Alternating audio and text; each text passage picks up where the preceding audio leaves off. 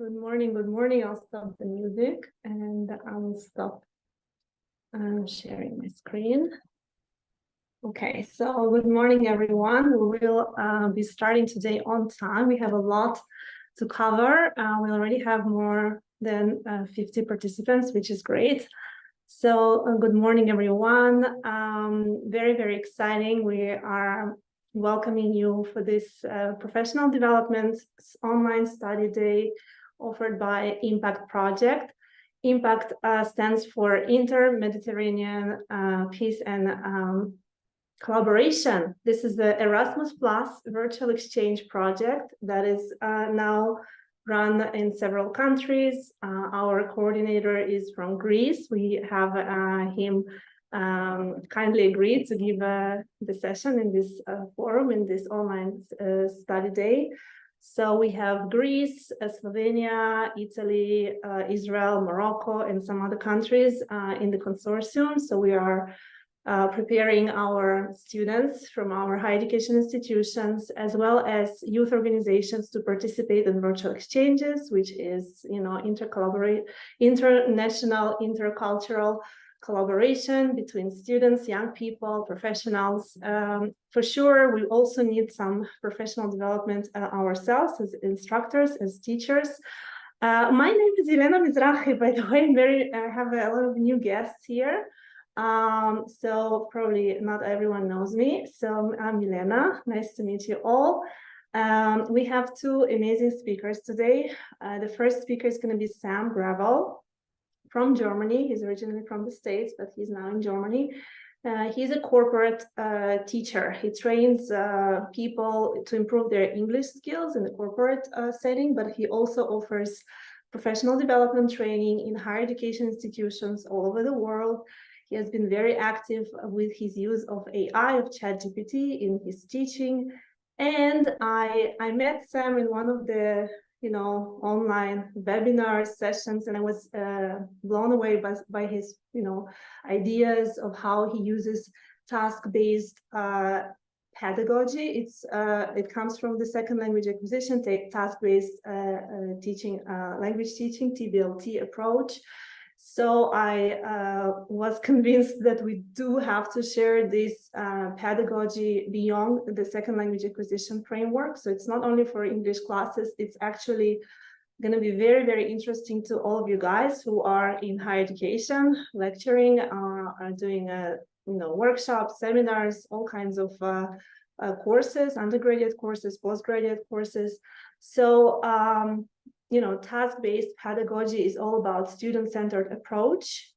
And it turns out AI can be a great help for us to rethink how we teach and to apply this new approach in our teaching. So the first session is going to be about the use of AI in TBLT by Sam. And the second talk is going to be by Professor Konstantinos Petritis from Hellenic Mediterranean University in Greece. As I said, we have Hellenic Mediterranean University, Greece, leading this Impact International Virtual Exchange project funded by Erasmus Plus. So a lot to offer today. We have a lot of interesting ideas to share with all of you. And without further ado, I'm not going to talk for long because we have our speakers. If you have questions, please post your questions in the chat. You can also, introduce yourself, and maybe we have also guests from all over the world. By the way, we do, but we definitely invited all of the people who are in higher education industry, who are interested in internationalization, offering virtual exchanges, courses in English, EMI, English as a medium of instruction courses, and anyone interested in AI, just to improve your pedagogy, to get some ideas, some inspiration, hopefully from today's two sessions. So let's begin with Sam. Sam, are you ready? You can now share your screen. You're a co-host. So I'm happy to have you all here. So let's begin. Let's see, Sam, I can't hear you. Co-host. Yeah, okay, so wonderful. Happy to see you all here. Okay, so Sam is here. There we go. Okay, we're good. We're up and live, right? Here we go. Okay. Hi, everybody. Thanks a lot for being here. Can you hear me now, Elena? Yes, we can hear you now. Good morning again. Hi, hi. Wonderful. All right. So let's start by being a little bit rebellious today, but I don't think this will upset anybody too much. I've crossed out the title, and that's because based on your wonderful contributions to our survey, I made a few adjustments, and we're still going to be covering a lot of the same ground. But I wanted to best serve you. And perhaps here's one really good transferable thing from my context in the kind of ESP or corporate world of training, where it's all about helping people do things more effectively. Everything we do is needs-based. And everything I do is based on the needs of the people that I'm working with. And according to the survey results, most people are super curious and excited and a little bit reserved, perhaps, about this new AI world. So I thought the best use of our time today would be to primarily explore those elements, but of course there will be some TBLT there as well, right?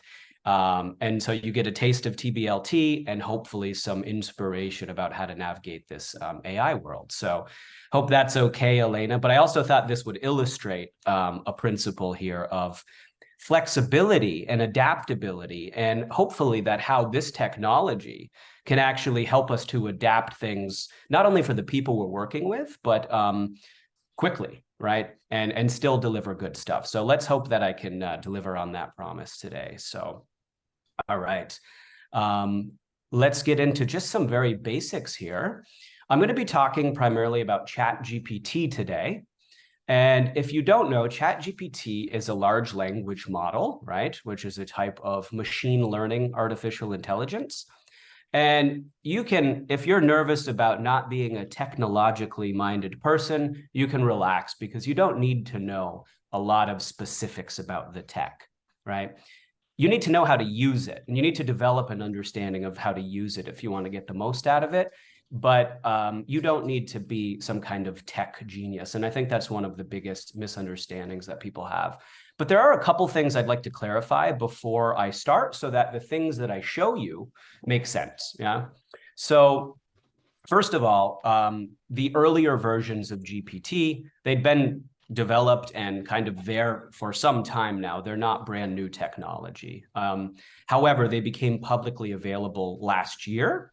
And just by chance, I think, and luck, I stumbled upon literally the day that this was released to the public and started creating and developing and seeing how it could really enhance the things that I was already doing in a variety of ways. And that's was giving some webinars, and that's when Elena and I met. So, but this was a really, I would say, compared to what is available now, quite a sort of basic version, I guess. Now we have GPT-4, and this is the one that you have to pay for. So if you use ChatGPT, then you have access to the earlier versions and then to these versions if you pay for them. Or, as you may have heard, you can use ChatGPT or GPT-4 rather, not ChatGPT-4, if you use Bing, right? So Bing is actually using that technology. It's the same thing through the Bing platform and the browser instead of using it through the chat, as you will see today. I mostly use ChatGPT, right? It's got enhanced capabilities. It's much more advanced. It understands context better. And so it is the paid version that I use. And in addition to the paid version, you get access to all of these plugins and beta features and the more advanced things that are coming out. You can still do a lot of great things with the free version or with Bing, but I just wanted to kind of show you so you have a background of some of the plugins and tools that I'll be demonstrating today, so you know kind of the gist of it, and happy to answer questions later about those too. So, okay, so just to kind of guide you today, because I've decided to frame this as an A to Z of ChatGPT. And that's because when I started preparing these ideas, I thought, oh, there's 5 or 6 principles that I think are really important for getting the most out of this. And then I realized that list was growing. And I said, wait a minute, why not turn that into one of these A to Z lists, just to kind of give it a little bit of structure. And so we'll be going through mostly principles and possibilities, and then some practical elements as well, all mixed into this A to Z format. But just to kind of ground you in the practicalities, these are the things that I will be showing throughout. So if we ever get a little bit theoretical or we're talking about a principle, revisit this later, and I think you'll see how the practical elements tied in as well, right? And this is also for your reference later on to help you remember things. Okay, so let's get right into it. By the way, I'm not sure if you like the images we've seen so far, but these were all generated with the help of ChatGPT. So one of the things it's really good at, it's got DALL-E technology built in now, and you simply, with your words, prompt images. So I used, for example, the ideas of my slides. I prompted and said, give me an overview. This is the name of my talk. This is what it's about. And it gave me a selection of images, which is really fantastic because I have no sort of graphic design. Which plugin do you use for that? That's all. If you use ChatGPT 4, that's all automatically integrated. So you don't even have to choose a plugin anymore. It's just integrated with, it's called DALL-E. That's the image generation tech. And that's okay, thank you. Yeah, no problem. So our first letter of the day, I would add adaptability here based on what we discussed before about changing the theme slightly. But the first A that I had that I've been thinking about is autonomy. And this is, I think, just an important principle for adopting any tool, right? Now, I read a book a few years back that was very thought-provoking, and it said, program or be programmed, by this computer scientist and sort of philosopher called Douglas Rushkoff. And his idea was that everybody should learn how to be a programmer. And it wasn't because that's what'll get you jobs or anything like that. It was because of the idea that every technology, every programmed kind of technology has the biases and the sort of preconceptions of the people who programmed it. So the options that you get as a user of any program are, they're pre-programmed for you. So you actually have sort of the illusion of choice. But I would upgrade that today and say prompt or be prompted. And so I would say that this, in some sense, for many purposes, is the new programming. Learning how to interact with large language models is the new programming. And actually, you can literally program with this as well. You can use your words to make computer software. Just to plant that seed for you. We won't really talk about that today. But so the idea is that there are all these tools coming out based on this technology, particularly tools for educators, lesson planning tools, and all of these things, varying degrees of quality. But ultimately, many of them are based on these large language models. So you can think of the language models as the foundational technology that you can access just by talking to it and telling it what you want and asking it questions, right? ChatGPT. Or you can access a program that chooses what you're able to do. Now, I'm not saying all of these programs are bad, but what I'm saying is I think it's inherently limiting. And so if we are going to be using those programs, lesson planners and things like that, and curriculum programmers and whatever tools come out, that we should first develop a solid understanding of this technology first. And that gives us maximum control over things. So I guess one question I ask is, how much control over the entire process of teaching and planning does the tool give you? And how much control over the students, right? How much control of the learning? How much autonomy do they get?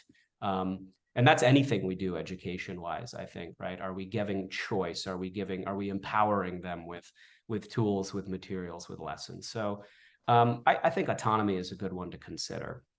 The next one is an extension of that, which is building your own tools.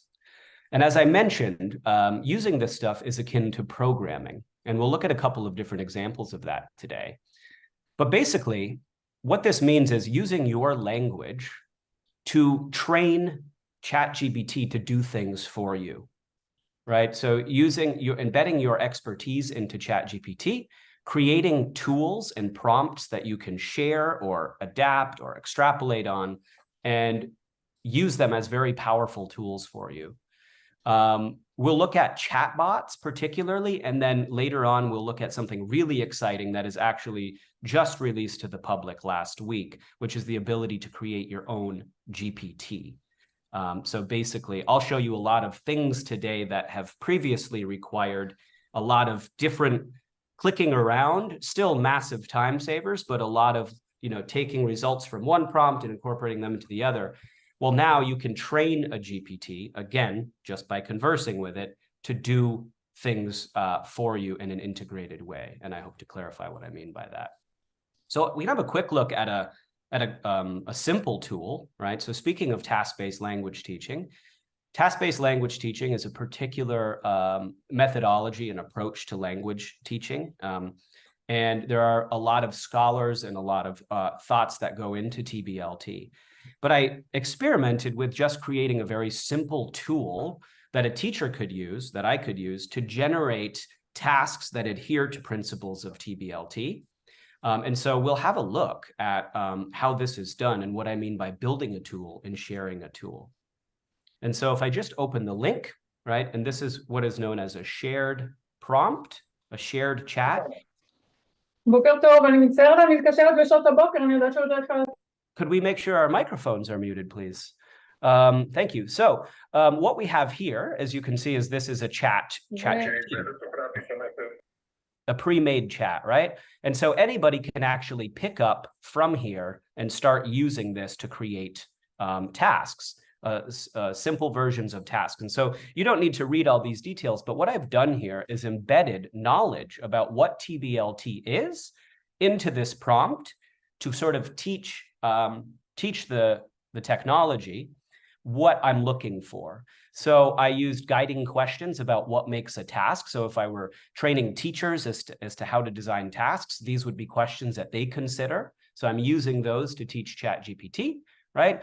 I've got task types. According to one ChatGPT practitioner and scholar, these are good ways for teachers to think about different things that count as language teaching tasks. And I put a lot of examples in.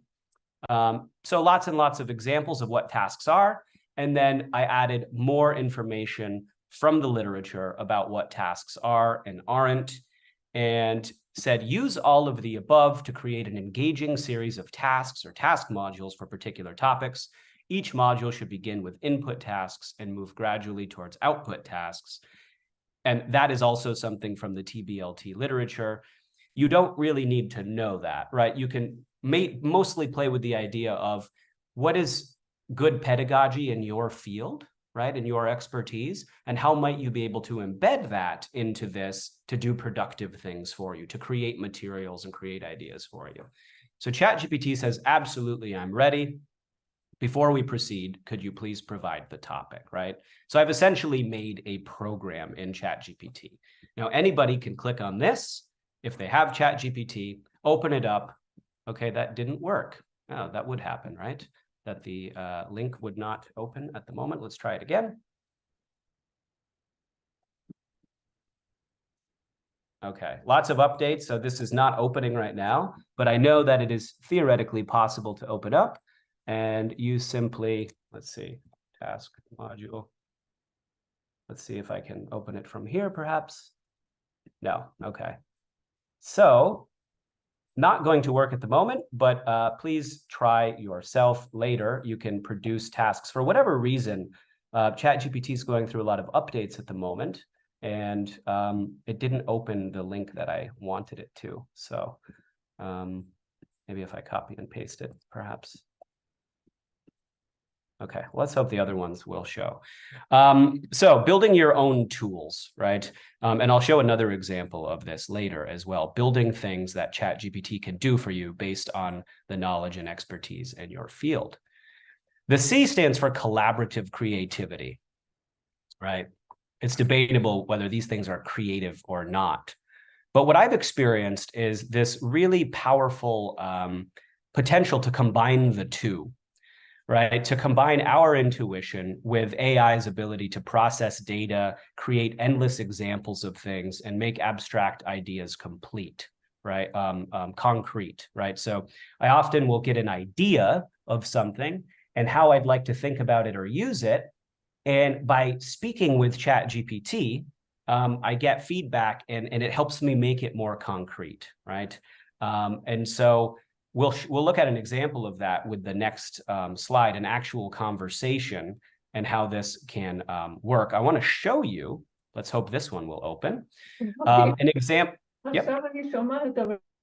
Oh, okay, so let's see if, here is a task that I created with ChatGPT, right? Now, this is a task where participants or learners work together to they're basically given information and they're responsible for hiring somebody, right? So in TBLT, people are working typically on real world things, right? So we're not teaching them vocabulary and grammar and pieces of language and hoping they do things. We're starting with interaction. And the idea is that they will learn things by doing and through the feedback that their teacher gives to them. And I think this is particularly interesting also for EMI, because a lot of the quality, if people feel not so confident with their own language abilities, which I know is a real concern in EMI, or their pedagogical skills. Well, one thing that TBLT can help us do is build in the language that is required into the tasks so that learners are at least getting a ton of good exposure to language. And then we'll look at how ChatGPT can provide feedback. So here's a task created by ChatGPT or with ChatGPT's support based on an idea that I had. And so what you see here is they have to work together. People will read these cover letters and pick up what information is embedded in the cover letters and calculate points working together. It's an exchange of information and they have to decide who they're going to invite to the job interview. So there's a lot of good quality language built in here. Now we can have a look at how ChatGPT helped me do this in about 10 minutes. And so let's hope for the best that this chat will share. Okay, so this is what the chat looks like. This was actually me speaking to ChatGPT, and I'll demonstrate that for you as well. I said, create a jigsaw task, which is a task where information is exchanged, to solve a problem, in which business English students work together to hire a marketing manager. There should be 5 candidates, a scoring system, and 5 cover letters in which they describe the various criteria. They read. So as you can see here, if you think about this, I had a vague idea of how this would go, right? And that's a really good start, because if you have a kind of an idea of what you're looking for, you get from start to finish more quickly. You can also just use ChatGPT for ideation if you have no idea what to do. And we'll see examples of that as well. So ChatGPT's immediate answer is, okay, this is the steps. This is what we need to go through, right? And it gave me an overview of the kinds of things that I was looking for. And one of the principles we'll look at as well is not accepting the first draft. And so many people think this is done. It's never right away. You get ideas and then you go back and forth, right? And so I wasn't exactly happy with what ChatGPT produced. So I said, please provide a clear scoring rubric based on the criteria. And there should be a clear winner, right? And a little bit more back and forth on, and this, by the way, looks like longer than it was because this is instant with ChatGPT. So this is maybe 10 or 15 minutes of giving it input, looking at it, saying, no, fix it this way, and still a lot quicker than creating a task like this from scratch. I still had some more feedback for it. I said, okay, it's impossible for students to compare these. And in the end, I got something that I was happy with. And here's an interesting thing as well. Once I was happy with the results after a bit of feedback to my assistant, I had ChatGPT check to see who the winner was, right? I wanted to make sure that the problem was solvable. So I asked ChatGPT, hey, solve the problem for me. And it went and did. Then I used that information to provide an answer key. Could you please enlarge the screen a little bit? Yeah, I can try to zoom in a bit. So is that better? Much better, thanks. Great, yeah. And these will be available as well, because I know this is obviously, we're not going to read all this text now, but I will put these in the slides and people can, well, they're already in the slides, people can have a more detailed look later on. So, anyway, so here's a cool thing to think. Once you create something with ChatGPT, whether it's a project outline or a task or anything that is particularly good and useful and solid, well, consider that you have just taught ChatGPT how to do something. And so you can just say, so what we've just done, right, is this. And in language teaching, information gaps are great because they require that students interact, right? So it kind of knows what it did, but I'm reinforcing why I liked this.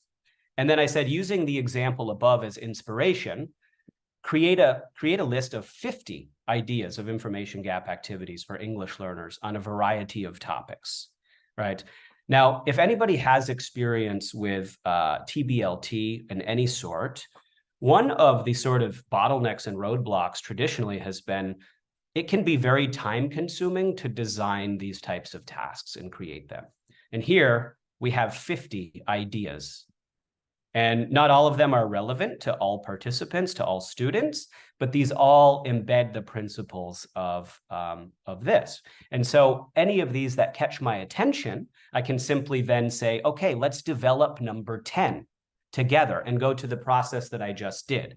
So you can continue this thread to continue to develop these kinds of tasks. I mean, you have tons of examples here. And I was very vague. I said, give me 50 tasks. I could have said, give me 50 tasks that work for an economics student or for an accounting context in business. So you can be more specific as well. But sometimes you just want to be general just to generate tons of ideas, right? And so it's an interesting experience because you're using this to help you generate ideas, but it's not doing things for you in the sense that you're driving the process. And I think that's an important part of it. I'm not saying, give me a lesson plan. I'm saying, I want this, help me flesh it out, give me inspiration, give me ideas. And I think it can really speed up the process of creating good and relevant materials. And so that can be checked out if you're interested. So there you go, creating something from vague idea to concrete thing, and then creating more things based off of that. Kind of exciting stuff.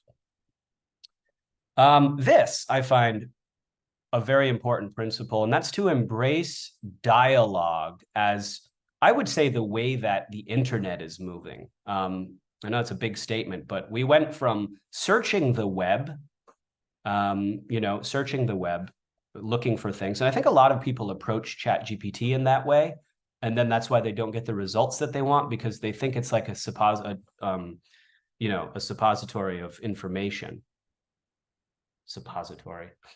Depository of information, right? And where they are just searching for things and searching for facts, but it's actually, that's not the way that it works, right? So we're not searching and retrieving when we use ChatGPT. And then we quickly moved into prompting, and you probably heard people say prompt engineering, and here's how to get a great prompt, and here's 50 things your prompt needs to include. I was always skeptical of that because even in the beginning, I saw the potential of ChatGPT to react to you. And so you can clarify through conversation the kinds of things that you want.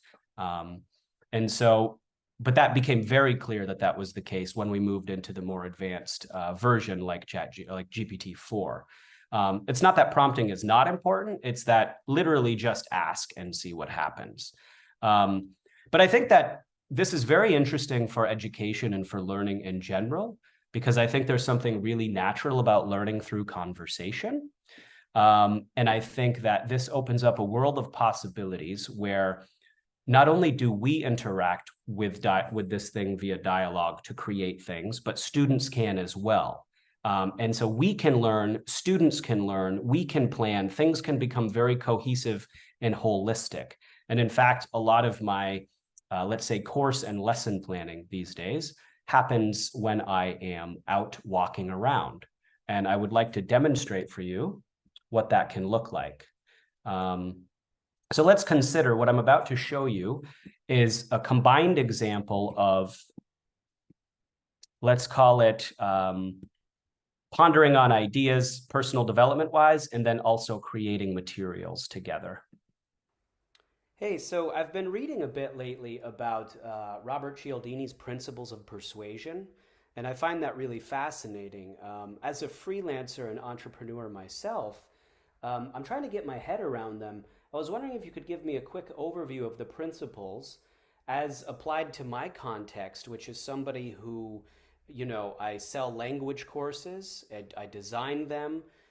So basically, I'm like a teacherpreneur, trying to design and sell courses that are innovative and sort of, you might call them 21st century approaches. Do you have any ideas of how I might think about these principles through my context? By the way, before we hear the result here, this is the iPhone app for ChatGPT, which now includes the voice capabilities that you are about to hear. And so I was going to do this as a live demo, but I decided it'd be safer to record it because you know how technology can be. So this is me sitting on the couch doing it, but this is often done while I'm out and about walking around. Absolutely. It's wonderful that you're exploring Cialdini's principles to enhance your entrepreneurial journey. Let me help you relate these principles to selling your language courses. Can you hear that, Elena? Yeah, it's not loud, but we can hear it. Okay. You can turn it up a bit. Firstly, the Yeah, my principle volume's all the way up, unfortunately. that people feel obligated to return favors. For your courses, you But I'll just skip a bit here just to kind of demonstrate something. So she explains to me how I can, so I'm taking these ideas, right? It's from a well-known book on psychology and these concepts I'm familiar with. And she explains to me in a tailored way how they could be relevant to me, right? So we might think about how people can interact with this, to interact with this in a way that is personalized for them. I then got ideas and I said, hey, this would be interesting for my managers. I have a group of managers who I train who are working on their persuasive capabilities in English. And so then I asked her to translate it to that context to help me think about it in that way. So they partly need to motivate their own employees to do things, and they partly need to sort of be able to promote their ideas to other parts of the company, right? So to the development department and things like that, to kind of make, they just need to be persuasive all around, and they're trying to enhance their sort of communication skills in English. So I'd really like to sort of introduce these principles to them in an interactive and task-based way.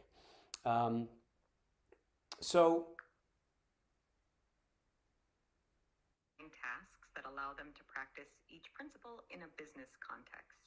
For example, for reciprocity, you could create a role play where they offer helpful insights or support to another department, practicing how they could do this in English. For commitment and consistency, they could practice making and following through on commitments in a professional setting, like leading a project or initiative. Social proof could involve tasks where they practice leveraging the success of their projects. So she's giving me some great ideas about how these concepts from the psychology of persuasion would now apply to them. And then the last thing I do is say, hey, let's create that as a piece of material where it's a short text for each person in the group that they will then read and be be responsible for relaying that information to their colleagues so that we can build a lesson out of it. That sounds like a plan. I'll prepare a Word document with the overviews of each principle tailored to the context of a software development manager, making sure it's well formatted and visually appealing. Perfect. All right, sounds good. Okay, so again, a little bit contrived because I did this for the sake of the demo, but it is reflective of the typical process that I would go through, which could just be talking about ideas. It might be, hey, help me think about this presentation that I'm planning. And then sort of moving from abstract through conversation to the more concrete, to actually ending up creating something, right? So before I show you the finished product that was there when I turned my computer on, I just, at least for me, in my experience, conversing is a very natural way to learn. I think there's a lot of good evidence of that as well, that we learn through dialogue and through conversation. And we are now moving towards a world where we could all potentially have our own tailored private tutor in our pockets, basically. And we'll explore some ideas of how that can help both teachers and students as well, more specifically, and how combining some of these ideas I've mentioned, we can create, for example, personalized tutors, right? I think it also opens up the world to us to think more flexibly about learning, and there's no reason to necessarily be bound to one particular place all of the time, or to be sitting at a computer all of the time, right? It actually opens up other possibilities to us in that way. I love not having to sit there and work on documents and things like that. And as you'll see in a moment, ChatGPT actually prepared that for me, and it was ready to download when I returned, or when I opened my computer, basically, right? So this is what that looked like. And so when I turned my computer on, great news, the document is ready. You can download it at this link. So again, never accepting the first draft, usually. It's usually just a draft, right? I said, can you also, I had to make a small change. And then you can see here, this was the tailored little text that it produced for me based on what I wanted, of explaining these principles and tailoring it to the particular people. It then ended up being a wonderful experience where the managers read them, explained them to each other, discussed the principles, and then we went on to talk about applying them to their various contexts. And it was a very, what we call a materials light lesson, right? So started with a conversation with my phone, printed this, and didn't even print it out, created this instantly, sent out the text, copy and paste, and it was all just a few minutes of work, and it was very insightful. So that is thinking about the power of dialogue. Okay, and there's going to be a lot of repetition here, and as educators, that's great for learning. So a lot of these things are going to come back in different ways throughout our discussion today. And I think that will actually be beneficial. So we'll see dialogue again. But moving along to another very common topic, ethics, right? A lot of people had questions. A lot of people have questions about ethics, right? And thought this would be an interesting way to go about looking at it. And a little bit of ideation here. Create an acronym for the word ethics for how teachers can ensure ethical use of AI, including privacy, plagiarism, and other important ethical issues, right? Just to see what happens, right? I don't have to take any of this as, set in stone, but it's always better than starting with a blank screen. And plus I have my own ideas about ethics, so I can see how those resonate and connect with this. And so the first draft, I thought, well, that's pretty good, right? Educate students and peers, transparency and how they work and their potential biases, right?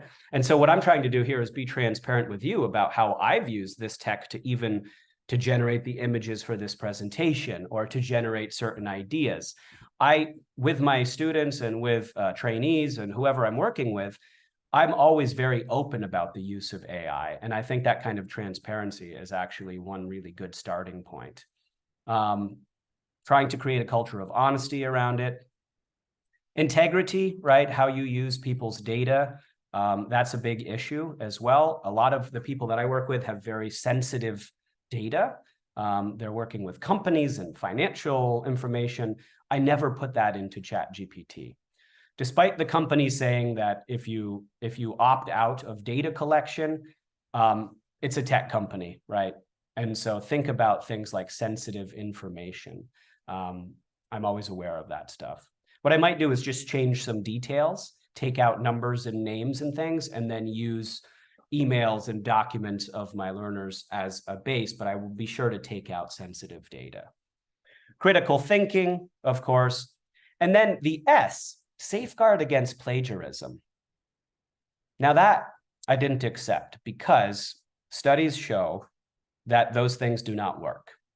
They don't work. And despite people trying to sell them and promote them, and some people talking about using them, the accuracy is very low, something like 30% of whether or not people used AI to do things. So we don't really have the technology, despite what people say, to use tech to safeguard against plagiarism. So I said, let's change the S to show your work, since AI checking tools have proven not to work, right? Show your work means being transparent and showing evidence of AI contributions, for example, shared chats. And then it went on to revise this for me. And I think this is nowhere near a full explanation of this conversation. And in my context personally, there's not that much of an ethical concern. There's no such thing as cheating in my context, I've often said, right? Because I'm helping people to do jobs more effectively and do tasks more effectively in English. But I think this is a good starting point. It's a decent overview and important things to consider. I think organizations, departments, teachers, classes are all going to have to give this serious thought about their own context. Now, do you think this is plagiarism? Using ChatGPT to come up with this acronym. Is this plagiarism? Or is this cheating in some way? Is this ethically sound? I'm not saying there's a correct answer to that. Somebody raised their hand. Constant. Yeah. Do you have a thought? To answer your question, because you asked a question, I think that it's ethical since you combine, as you said at the beginning, your ideas, your creativity, and the machine just tailor and make it better. So facilitates to engineer more inspiring responses, and the product is yours, but it's more powered with new ideas and terms from the machine. So I think that's ethical. Great. Exactly. So that's exactly, I think, I mean, that's how I think about it as well. And to illustrate the transparency, right? I've told you that I use ChatGPT to do this. So there's that ethical aspect. The idea came from me, right? And then that I didn't blindly accept what I got, but I critically evaluated it and said, I don't like the last one, right? And I think that's an ethical component as well, as being part of the process, right? And saying, okay, there we go. So there's a good, I mean, even this A to Z thing, I did in a similar way, where I said, I had a conversation with ChatGPT and said, here's what I'm thinking about. These are all my ideas. Help me formulate those into A to Z, And it produced something that was like maybe 40% of the way there, and I had to go and modify everything. It just gave me the letters, and I said, no, that's not right, but it's a much better starting point. And it was all based on my ideas, not about things that people were already saying, but on my understanding and applications of AI. So interesting way to consider ethics, and I hope that it gives you some thought for giving it some thought yourself, and maybe we can share more ideas on that later if people have some. And also to illustrate some interesting capacities of ChatGPT here. Okay, moving along through our alphabet. To make sure I'm zoomed out. Feedback and feed forward. And so there were some questions about using ChatGPT or this kind of technology to give feedback to students, right? And I've had some really interesting experiences with that. And I think that's a fantastic and promising direction that is going to be very useful for educators in different ways. Feed forward, this often comes from like management speak more than anything, but the concept is, okay, you give feedback on what was done. We know that aids in learning in all these different various ways, but feed forward is, can we take that data? Can we extract from that and then decide what comes next and tailor what comes next? And I think we've always done that to some degree manually, but we're going to end up with a lot more flexibility here for creating learning experiences that are not only based on the needs and the wants and the wishes of the people who are there, but also adapted and relevant, quickly produced based on what happened last time. And so we can have a look at that in practice. So if we go back to our job, I transcribed that task that I showed you before in the creativity section. And so this is another like privacy issue, but if you have the capacity and the permission to transcribe a lecture, a class, a meeting, how rich with data is that? I mean, it's unbelievable. You can collect what is actually happening and then start to dissect it and evaluate it, right? So I use something called otter.ai, which is just an app that will do transcriptions. It's kind of an AI enhanced app because what it will do is record the people, and then you can interact with the transcript. You can get notes based on the transcript. You put the names of the people, and then it will automatically recognize. So it'll start by saying person 1, person 2, person 3. So it differentiates the voices, right? And then I type in person 1 is Anna, person 2 is Mike, and then Claudia, and then it automatically does the whole conversation. So it's nicely transcribed, but you could do any sort of transcription. You know, most video platforms have the capacity, Zoom and Teams, right?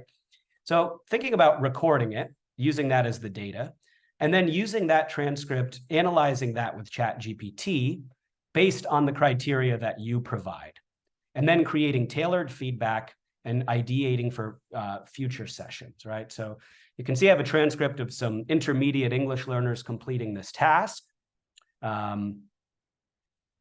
Which is rich with information about the way they worked together, about potential language issues I might give feedback on. So there's a lot there, but you know, I work with 100 people every week. I can't myself go through and give that kind of attention. So let's use ChatGPT to help that process.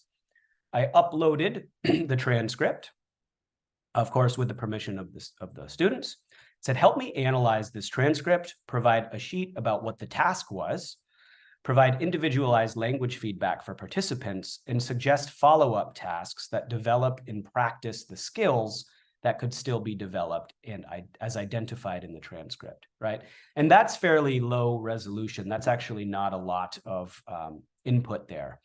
You could be much more detailed.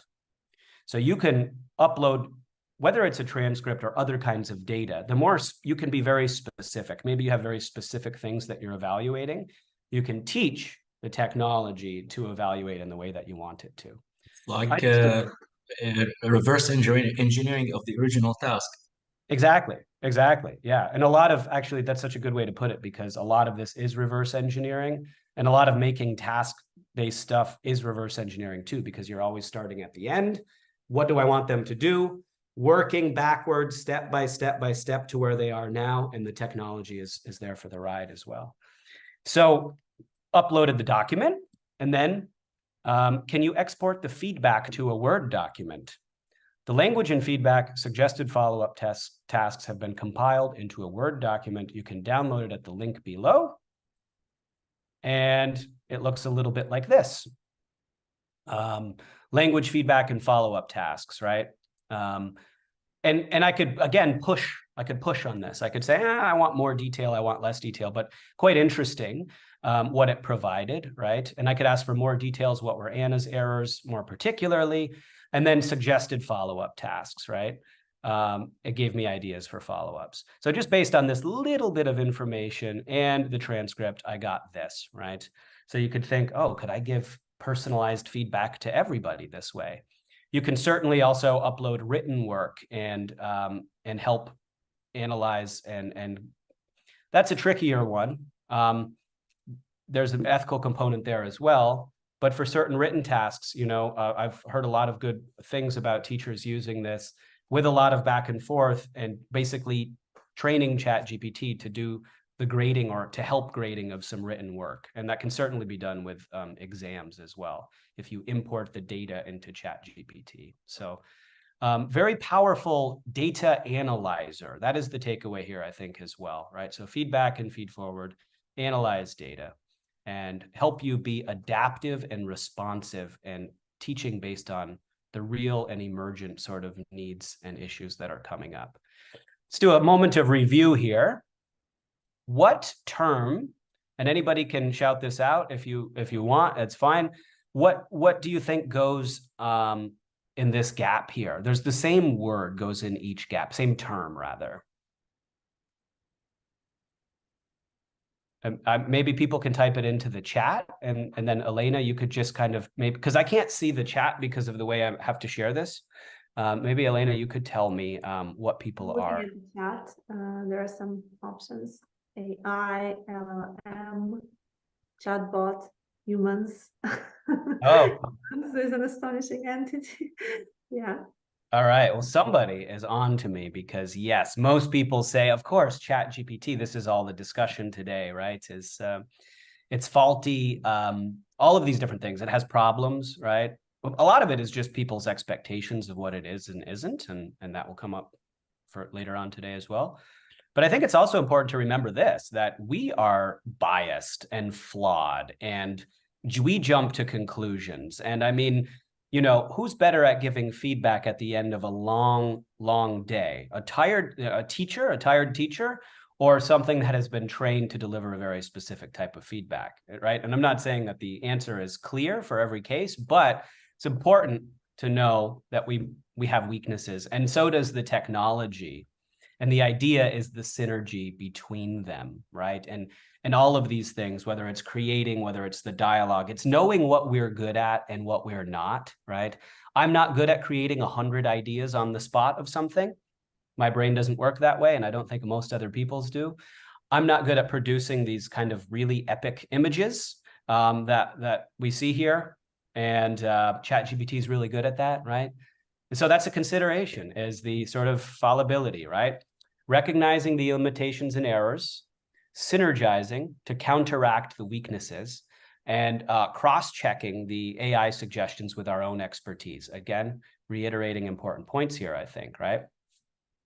So that was good that somebody actually said humans. You got it. You got my, I thought I was going to trick everybody, but I guess not.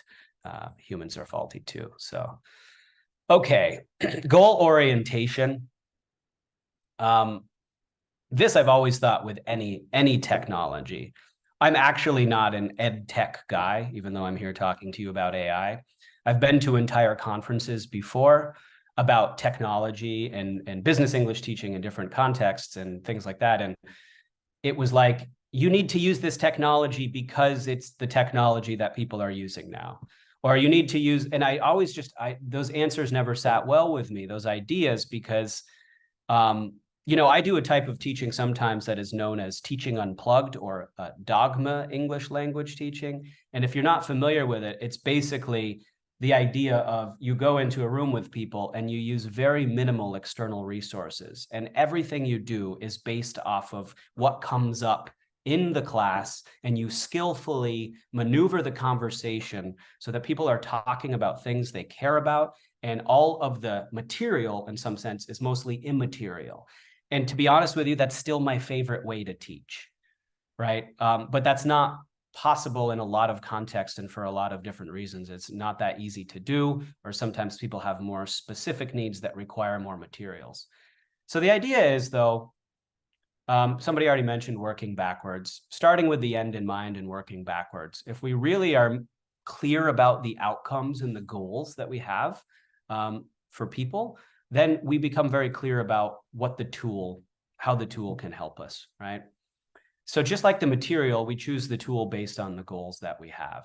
And it seems like common sense and maybe not even worth saying, but I think it is, because a lot of people in forums I see saying, how can I use ChatGPT for this? And I think it's kind of the wrong approach, right? There's a subtle difference there, but an important difference is we kind of have to know where we want to go. And that's where the human side really shines. And there's a professor and sort of SLA, second language acquisition scholar, and she said, you know, Florencia Henshaw, and she said, you don't look at a keyboard and ask what you can do with the different letters. And I love that analogy. I think that's really nice. I don't look down and say, okay, what can I do with the S and the T? And no, I type and then I choose the letters that I need, right?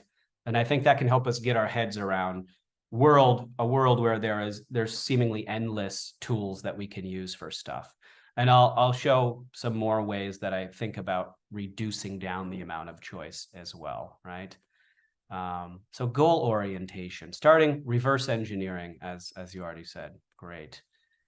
Let's get a little bit less serious for a moment. Goal orientation. Let's just have some fun once in a while. And honestly, did you know that a lot of our tech, our computing power, our innovation came from like video game design and development, right? And that's another a bit of a stretch, but kind of an example of this as well, is we don't always make progress just by being super serious and being goal-oriented and stuff. Sometimes we just experiment, have a laugh, and might have some insights from that translate into our work. And here's one small example of that. I had a private student who's a hairdresser, and I was just experimenting, right? And this could be done now with chat or typing. And I said, okay, I just arrived as a haircut. Let's role play the process, but instead of inputting the answers, give me choices, because she's low level, right? And so in language teaching, people don't need to be speaking and producing language the whole time. Believe it or not, at lower levels, you sometimes just want them to get lots and lots of exposure to input. But I said 2 of the responses should be reasonable and 2 should be inappropriate, right? And I spelled inappropriate horribly wrong, and it's still, I just made a typing error there. So, hi there, welcome to our salon. How can I help you today? So I'd like a trim and a clean up the sides. Can you give me a stylish fade? Do you think you can make me look like a unicorn? I don't need a haircut. I'm here to investigate the secret alien base. And I thought that was hilarious, you know, and it's funny, like it comes up with funny stuff too. So you can incorporate fun and you can just enjoy the process. And it also gives you a little bit of insight and it makes you wonder a bit about this technology, right? If it's really just predicting the next word, or it's a glorified, you know, not autocorrect, but what your phone does, autocomplete, right? Well, this kind of thing makes you wonder a little bit more, right? And there's a lot more mystery here than we think, because I had a good laugh at this. I don't know about you, but I thought this was really funny. And so you can have a lot of fun with this stuff as well. And just experimenting in that way can also open up some possibilities. By the way, I used ChatGPT to create a whole sort of tailored course to help this hairdresser work more effectively with her customers in English, which was a trick for her, because she mostly works with German customers. Occasionally tourists and English speakers come in. So very helpful. Okay. The next letter is I for iteration. And I think I've already demonstrated this a little bit. And so iteration, a procedure in which the repetition of a sequence of operations, blah, blah, blah, basically always taking what you get as the starting point to go to the next step, right? And we're not really programmed to iterate based on our experience with what search is, right? So we've all been using search engines since, I don't know, 2000 or so, right? And that is not a very iterative process. It's more of a look, okay, try again, look again. And I think that trains us to interact with the internet in a particular way. But to think back to dialogue and conversation, it's always back and forth. And so an example of iteration, although I've already shown a couple about how I go back and forth when developing materials, I took some of the survey information that you all graciously provided and said, summarize these as 10 questions that capture the meaning of all of them, right? Because you all had all these wonderful questions and things that you wanted to take away. So I just copy and pasted it in to ChatGPT, although you could also upload it as a document or as an Excel file or something. And it helped me reduce them. So the step 1 was reducing them. And it gave me 10 insights, right? To address your questions on integrating AI into education, here are some insights. So this actually used web search to find what is being said now, what other sources are saying now. Right. So a lot of this inaccuracy stuff with ChatGPT is going away in some way because it is now integrated with the web naturally. And so it found and these are references I could click on and see what people are saying. I wasn't particularly inspired by any of these. And so the next step of my iterative process said, can you answer these questions yourself without browsing the web?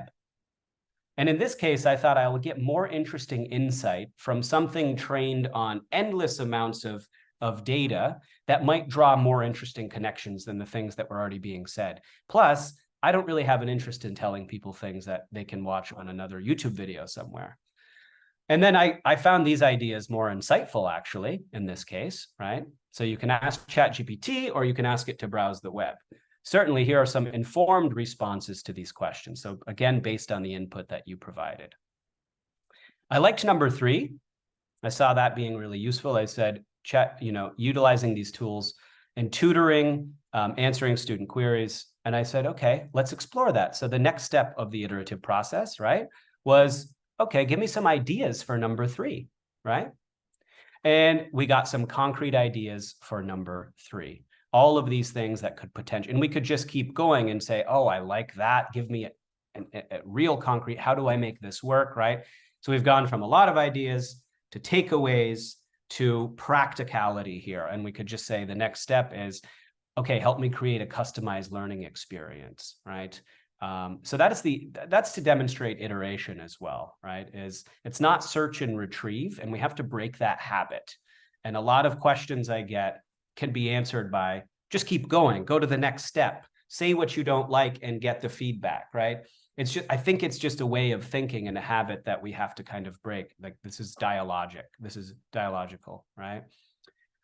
So we kept getting more specific and we were almost there. And I said, I have a student who's studying economics in English who struggles to understand lectures. So I started to bring in some student needs. How can I customize some learning experiences with ChatGPT? Give me 5 concrete examples. So back to this ideation and getting an idea. Oh, that gives me an idea, ChatGPT, try this. I'm tying some things together here, and I end up with these ideas, which ChatGPT can help with, right? And back to the voice thing too, one interesting thing is I can say, create a personalized lecture for me on this macroeconomics course, something along those lines, and it will do that, right? And I can make it more specific as well with more specific input. So that is iteration, right? I have a second I because I couldn't find elsewhere to put this, and I wanted to show you this, integration with other tools. So what I did was I had created a list of words for my accountants because I work with a lot of accountants in a corporate context. And I wanted to provide like a key list of vocabulary. So I asked ChatGPT, I said, okay, actually I can't, yeah, these are either accountants or I created it, whatever, it's economics or accounting or both. And I took these terms and then I said, give me this list, but give it to me with a comma between the word and the definition, right? And the reason is that ChatGPT can export as many different formats. It can do a table, it can do with a colon, it could do it as a document. It'll do basically whatever you want, just try. But the comma was for Quizlet, the program Quizlet, which is a flashcard study application. And so I could easily create a set of 50 words, specific words, look them over, make sure everything's okay, and then export them to Quizlet. And then people have an instant study set based on a link, and they can practice with an app or practice the cards. But personally for me, and I don't know about you and your language learning experiences, but the kind of rote practice of recall, it was never that enjoyable for me. It never caught my attention, and I know it's important. I know it's an important principle of vocabulary learning, right? That you have to, you have to recall words, and you have to have spaced repetition in this sort of thing. But what's really exciting now is to go back to dialogue once again. We can now practice this stuff through conversation. So I could easily put this into ChatGPT and prompt ChatGPT to say, can we practice these words in this specific way? Can you quiz me on them? Can you give me examples? Just talking back and forth. I can say, can you make sure to bring the word up when I'm not getting it, and kind of create a spaced repetition idea? Or we can look at how Quizlet now has AI built into it itself, and anybody can use this. It's in the free version of Quizlet. You've got the Quizlet words, and now instead of just practicing with the cards or the different practice activities for drag and drop and stuff, you can click on the AI thing on the chat and actually practice through conversation. So I tested this out based on the words I imported from ChatGPT. This is Quizlet. I said, please make a sentence using the word incentives. It said that to me, and I said, I don't have any incentives to get off the couch. I just was testing it, and it said, you have a grammatically correct sentence. In this case, incentives refers to the factors that motivate or influence behavior. Next sentence, can you make a sentence using opportunity cost, right? The opportunity cost of a night of drinking is a headache the next day. Well done, your sentence is grammatically correct. And then I really wanted to test it. It said, can you create a sentence using economic environment? I said, the economic environment is green. And this was interesting. Almost there, your sentence is grammatically correct, but the word green is not the most appropriate adjective, right? And so it gave helpful, polite feedback and told me why I was wrong, right? And I think this is going to be really cool that we can now practice terms, practice things through conversation, through dialogue, and through, and develop the kind of conversational capacities and everything, instead of just looking at a word and trying to recall it, which personally never worked well for me. So could do this probably on ChatGPT, and now it's built into Quizlet as well. Next principle is just try it out. And what I mean is, I'm on a lot of different forums and groups on the internet and with people sharing ideas and questions and things. And I think like 80% of the questions could just be asked to ChatGPT.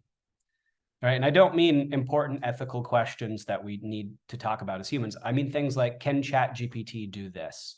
Can ChatGPT do that? I wonder if it could do this.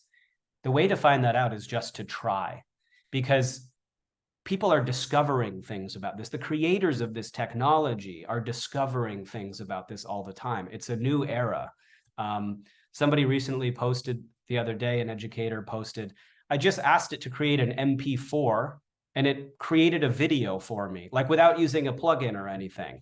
No idea how it did that or why, but just by trial and error, you end up finding out what this stuff can do, right? So an educational world where we're used to rigor and demonstrated studies and things like that, this is also the world for tinkerers and explorers here, because sometimes we have to just try things and see what happens. And a lot of what I've discovered have been either inspired by other people, sometimes in completely different fields, where I've just said, well, wait a minute, if it can do this, maybe it can do this. If it can take these principles of, say, what makes effective tutoring, maybe it can take principles of language learning and create something. And so it's that trial and error, and then these little aha moments that you get, and then the iteration that follows up. So just try it out. I showed a couple examples of this already, I think, which is the thing itself is really, really smart, but not perfect. And it's not a place for a search repository where you just find things. It is, it's not a search engine, basically. And so it's really good at doing certain things if you provide the information that it needs, right? And so one of the things that I showed you already was the task generator, which unfortunately didn't load for whatever reason, but it does work. It'll just create, hundreds of different tasks based on TBLT principles. And the news from OpenAI last week took this one step further, and I think this is going to be very exciting. Now you can create your own custom GPTs. And so what that means is it looks like this, is you've got a GPT builder. And so again, through conversation with this thing, you tell it exactly what you want to create, and you can upload studies. So if you go to the configure tab, you can upload published research and things that explain concepts and what the studies showed and the research and everything. And then you talk back and forth about creating this thing that serves to help teachers, right?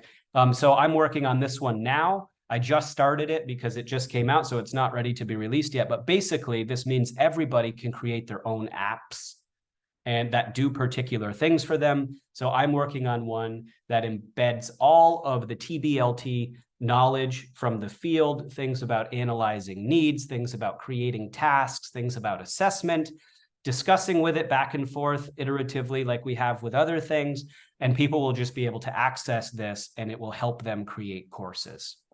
So you might think about, how could I do that in my own field? How can I experiment with that? Creating my own sort of custom GPT. And this is available now for Plus users as well, so the paid version of ChatGPT. So it's not a science yet, but it's a very, yep. Yeah. Inam, did you ask a question? That's exactly what I wanted to ask, if it's for upgraded versions. Yeah, By exactly. the way, we are having the AI playground on Wednesdays, and this Wednesday I was going to show you the personalized chatbot creation process, which is not in ChatGPT 4. It's another app which is free, so everyone can explore this. I'll send you the link. Just a little interruption. Sorry. Go ahead, Sam. Continue. No, that's great. I mean, I think if you can play with some of this stuff in the playground, that's all the better to experiment, all the experimentation, right? Yeah. So this is, again, very exciting because these can be shared privately or publicly. And so you might design one for a specific team of teachers, right? Something that a specific department or team needs to do. And you could design this and share the link with them. And you can create buttons, where to start, right? So I'm also working on one for learning the basics of language learning, right? Now, this is an ethical issue, a privacy issue as well, but you can also upload an entire book onto this and say, and don't do this. I mean, maybe you decide whether you want to do it or not, but I don't want anyone to break the law. But maybe something like, let's say you've got a book and there was no more copyright on it or something. You can go to the configure tab. There's a knowledge section, and whatever you upload to the knowledge section, this uses as its knowledge base. And then, of course, you still have to have that human element, asking what it understands from it, helping it apply it to this tool. This one's called ELT Pro, but you could upload a book and say, I want I want students or teachers to be able to interact with this book in dialogue form. And then we've moved from boring, long texts to interacting with it in a dialogical way, in a way with feedback where students can ask all kinds of questions to the book. So if you do have some kind of material, maybe it's your own, maybe it's not copywritten for whatever reason, you might consider, could I turn that into a tailored experience with this? And so again, brand new, just came out. Yeah, it's brand new for GPT. Yeah, I created my own chatbot for my students. So I actually have my own clone on my LMS, my Moodle, where students interact with me, off class and have ask. It's kind of my vision, my guidelines through ChatGPT length. So I don't have to be there, but they get the answer that I would give them. So if they're working on an assignment or a project, they can ask that chat questions, and I would guide them as a teacher, because it will not just give them the product, it would help them critically think and do things that I would encourage them to do. Just an example that I wanted to add for the pedagogical use of such chatbots. So you can definitely create your own for your own field, right? Like your physics tutor, your mathematics teacher, history, whatever. And I think a lot of educators probably have light bulbs going off right now because they can think of ways where that would apply, right? Exactly. And not only are you just outsourcing things in that way and saving yourself time, but you're letting people engage with this at their own pace, on their own time, in a way that they understand, in the same way that I did by talking to this thing about these persuasion principles, right? So you're kind of personalizing that to them as well. So that's really fantastic. We are doing that. Morning. We are doing that for the Tamtech platform. So we would ask any questions, and that would answer. We don't have to be there to provide answers about how to use it, how to interact. That's what we're doing. Thanks, Elena, for bringing that up.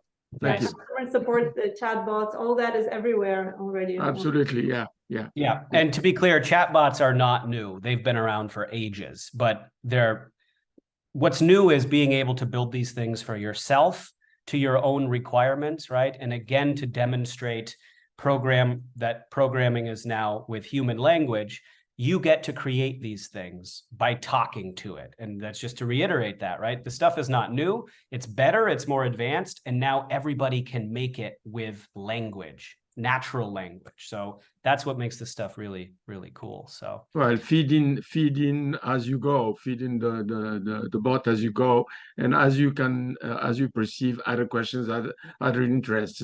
That's what's very interesting about it. Absolutely. Yeah. So again, there's some repetition here, but like learning a language, you learn to use this stuff by doing it. And I do think it's an important point because a lot of people don't know where to begin. And, you know, I've been working with people in different capacities. And what I realized is the thing is to get people to their first light bulb moment of realizing what this technology can do and the limits of it, and kind of pushing the limits and seeing how it can apply to their own case. And this goes back to just try it out. Like learning a language, you learn to use it by using it, right? What you produce and do will be as unique as you and as your students. So that's why the nature of my talk is, and the work that I've been doing is showing people ideas and possibilities with the hope that in the back of their mind, they say, hey, you know, I don't do that exactly in my work, but maybe I could do this. And I think that is the kind of learning that we need to think about here is saying, oh, maybe I could try that, trying it, see what happens, experimenting, sharing with colleagues, right? Learn to use it by using it. You don't need a fancy training that claims to teach you how to prompt, because as mentioned before, the more advanced this gets, the less it's about super advanced prompting and more responsive to what you say. Yeah, so. Anybody familiar with learning theory, or from, you know, might think of Vygotsky's more knowledgeable other? And I think this is an interesting idea. I asked ChatGPT about this because I was trying to flesh out my own ideas with it. And I said, you know, his concept of the more knowledgeable other, what is it? And how could ChatGPT act as it? And right, the more knowledgeable other is how we learn, right? And when we're children, for example, our learning is scaffolded usually through conversation and through dialogue. With the more knowledgeable other, it can be a person, it can be a resource, it can be tools, right? And I think in this case, if we think about interacting with this in a particular way where we're scaffolded, as it mentions here, as the responses are adapted and we get feedback, again, to just reiterate the power of dialogue. Learning through conversation, us being able to ask questions when we're not clear about something, getting things explained to us in that personalized kind of way at our own speed is potentially very, very powerful, right? And so that's a potentially exciting tying into learning theory here, that this could act as a more knowledgeable other. But of course, sometimes we're the more knowledgeable other, right? When it comes to certain things, and we need to teach it what we want it to do. So it's this real back and forth. I have a question. Is it possible? Hello. Yep. I tried some very interesting experiment with my students. Mm-hmm. They are humanities students, but they use some kind of analyzing technology to analyze the tests, the results of tests. I provide them with an algorithm to ask ChatGPT. They received the data for the different materials. I expected to receive the report, which are very like one with the second, because this is the different materials, but the same procedure. I received completely different things from, if I will give credits, from 0 credit to 120 credits. And this is what is very, very strange for me, because I'm expected, if they even don't know sciences, but they have ChatGPT, they will receive a mean just to step to the another kind of knowledge. And for me, it was very, very strange, because it was completely different analysis. And even when we ask the question to repeat what is right, the answer was, I'm really sorry, I can't do this, I don't have an approach to the data, or something like this. Right. Okay.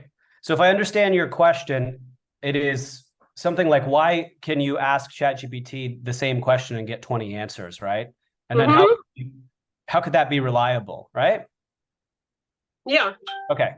So that's a really good point. And I think that ties in this idea of understanding what this is and isn't, and staying in the loop as the human being, right? Again, it's not taking anything that it says as gospel, as set in stone. It's using things to inspire thinking and to push the direction of our thinking. So, I might trust it if it's trained on a particular set of materials, and I create, like I showed a couple of slides ago, creating this tailored thing that is based on research and I've tested it. That's a different thing than saying, give me a summary. This was a conversation I had in a group recently. Give me a summary of this chapter of a random book. And a teacher said, maybe ChatGPT isn't all we thought it was. And I said, no, you're just not using it. That's not what it is, right? It's not something that can give you a summary of a book that you didn't upload, right? So it's creatively making up things based on what it does understand. It's not giving you a concrete answer, right? So I think this just stands for like keeping the human in the process and understanding what it is and what it isn't. Now, what you might do is think about how it's interesting that you could get 20 answers for something that are all different, and maybe they all take a different route. Because that they were different way from the same analysis I did 2 months ago. I didn't provide my students something that I don't know. I received very, very clear answer. I checked this way. I changed algorithm. I changed the tasks for ChatGPT, and I provide my students and ask them receive the results and bring me the reports for discussing what we received. I was like, I don't know, like earthquake for me. It was completely different what I received. This were the same material that I checked. This is the new, not new ones. Yeah. So it's really good at making things up, for better or for worse, right? So the good thing is you can create 100 versions of something. That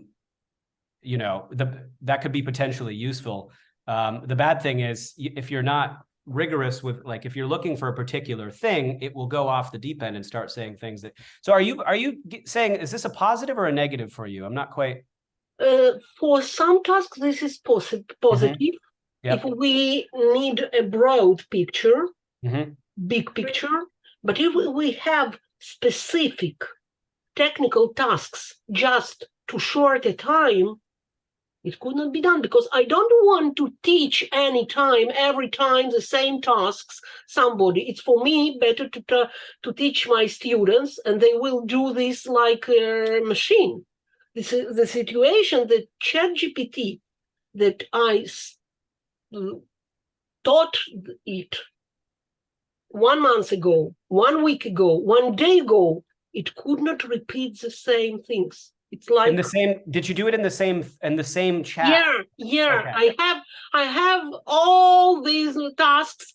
I kept them. I saved them in the same thread. Yeah. Right? Okay. Yeah, and for me, it's very interesting.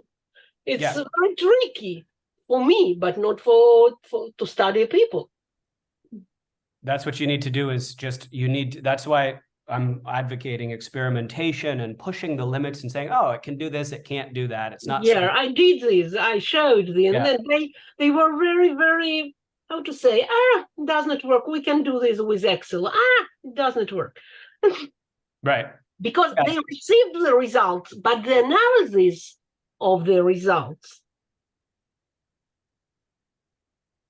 Yeah. It's interesting. It's thought-provoking. You need to find what it can do and what it can't, and then follow the trends of how it's developing as well. Konstantinatos? Mm-hmm. Konstantinos, okay. sorry. Is that how you say that? Thank you. Costas is easy. So by following your presentation, I would like to place my conclusion until now. You in transparency before, you mentioned that we need to know the road. We need to know what we would like to do. So for me, ChatGPT I don't agree that we live in an era, or it seems that we live in an era with no experts, but I will say expertise is needed, or somehow it needs to know where you would like to go, as you said in your transparency. So I don't agree exactly that we live on an era of no expertise. I like, the people, my competitors, to feel like this, because it makes my life easier to compete and take the grants and the others they are not going to take. You should know what you would like to do. ChatGPT is like F1, Formula One. You need to know how to drive in order to drive Formula One. In this case, you can judge what ChatGPT brings you, because ChatGPT, I disagree that is an innovator. ChatGPT combines very fast already uploaded information. The innovators are the end users. How are you going to use the information that ChatGPT provides to you? So I disagree that ChatGPT is an innovator. It just, I don't think I said that. I mean, I really hope I made it clear. I just following the, it just combines information very fast. It's the end user, as you said, that you know where to go in order to innovate the answers. So don't take ChatGPT as an autonomous driver that you go inside and drives you. You know how to do it somehow. Totally. Let me ask a question, Sam, if I may, as a follow-up to what Costas said.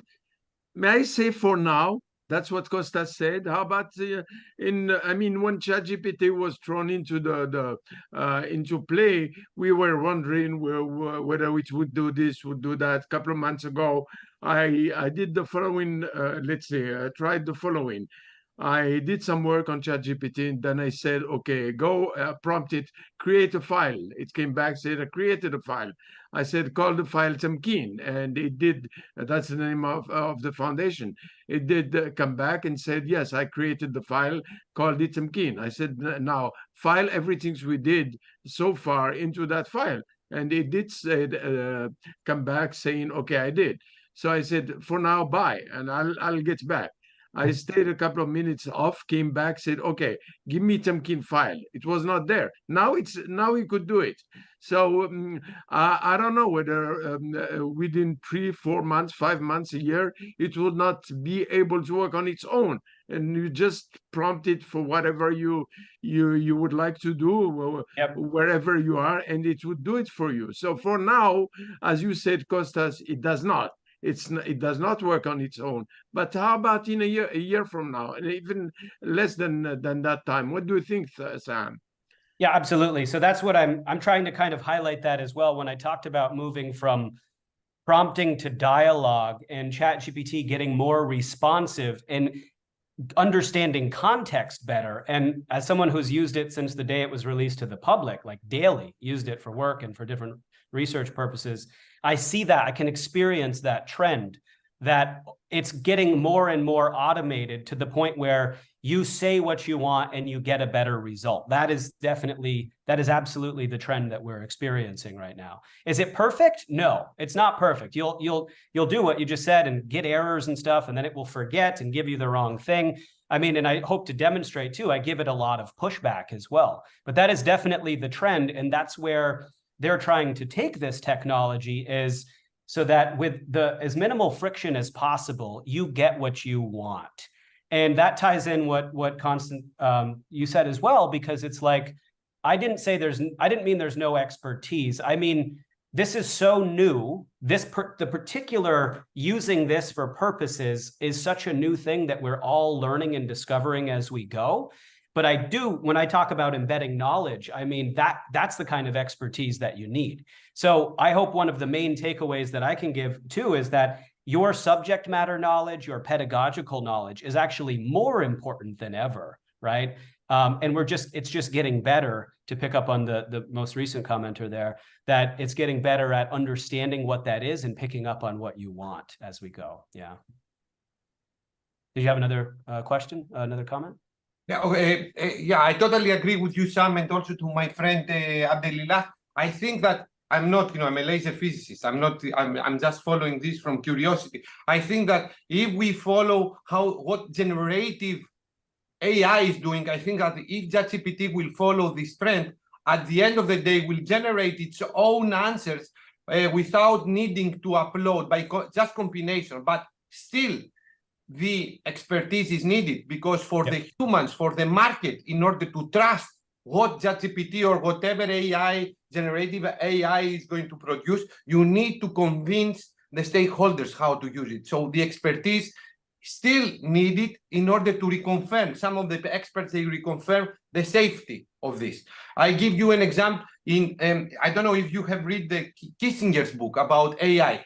You know, they provided to the fighter pilots some fighter dogfight maneuvers that the pilots, they don't trust it.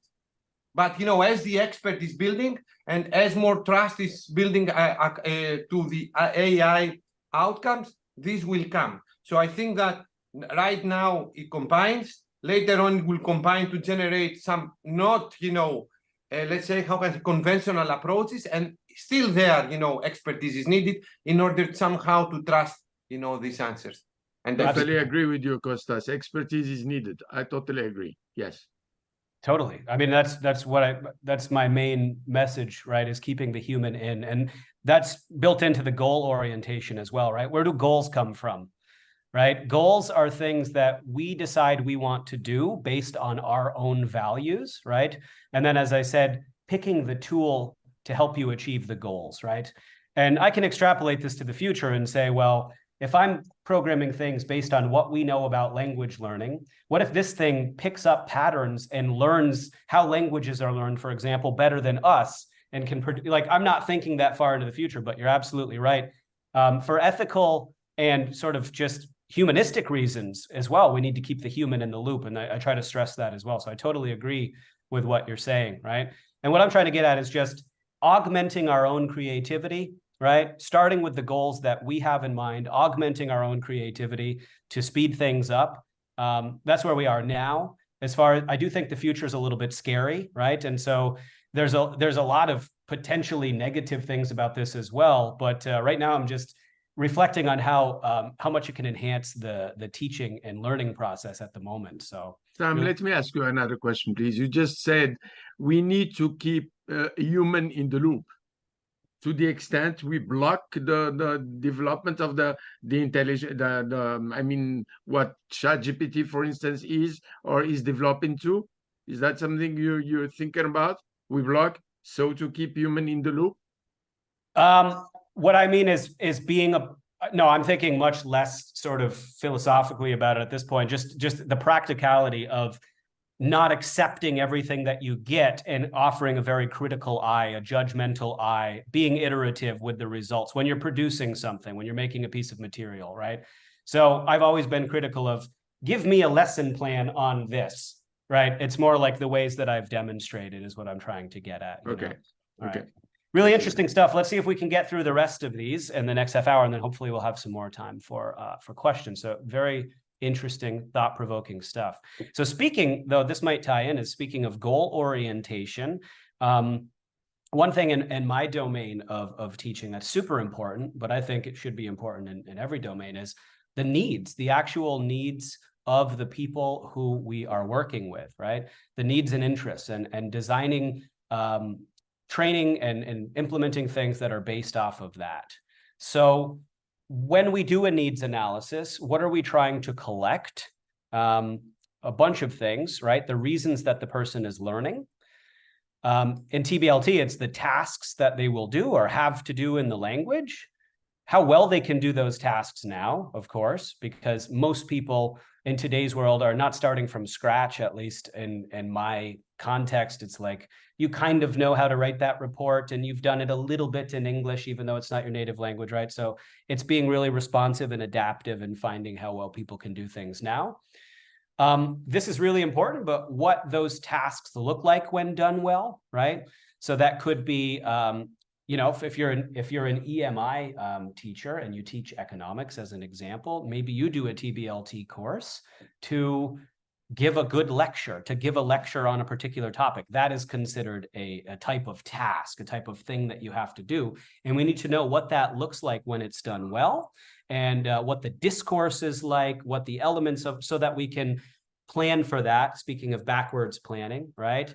the interests of the person, because they're human beings, right? And so every course that I have, there's an element of who are you and what are you interested in. When you're talking language level, CEFR stuff is debatable. I mean, in TBLT, in a strict sense, you want to know how well they can do tasks is the answer to this question.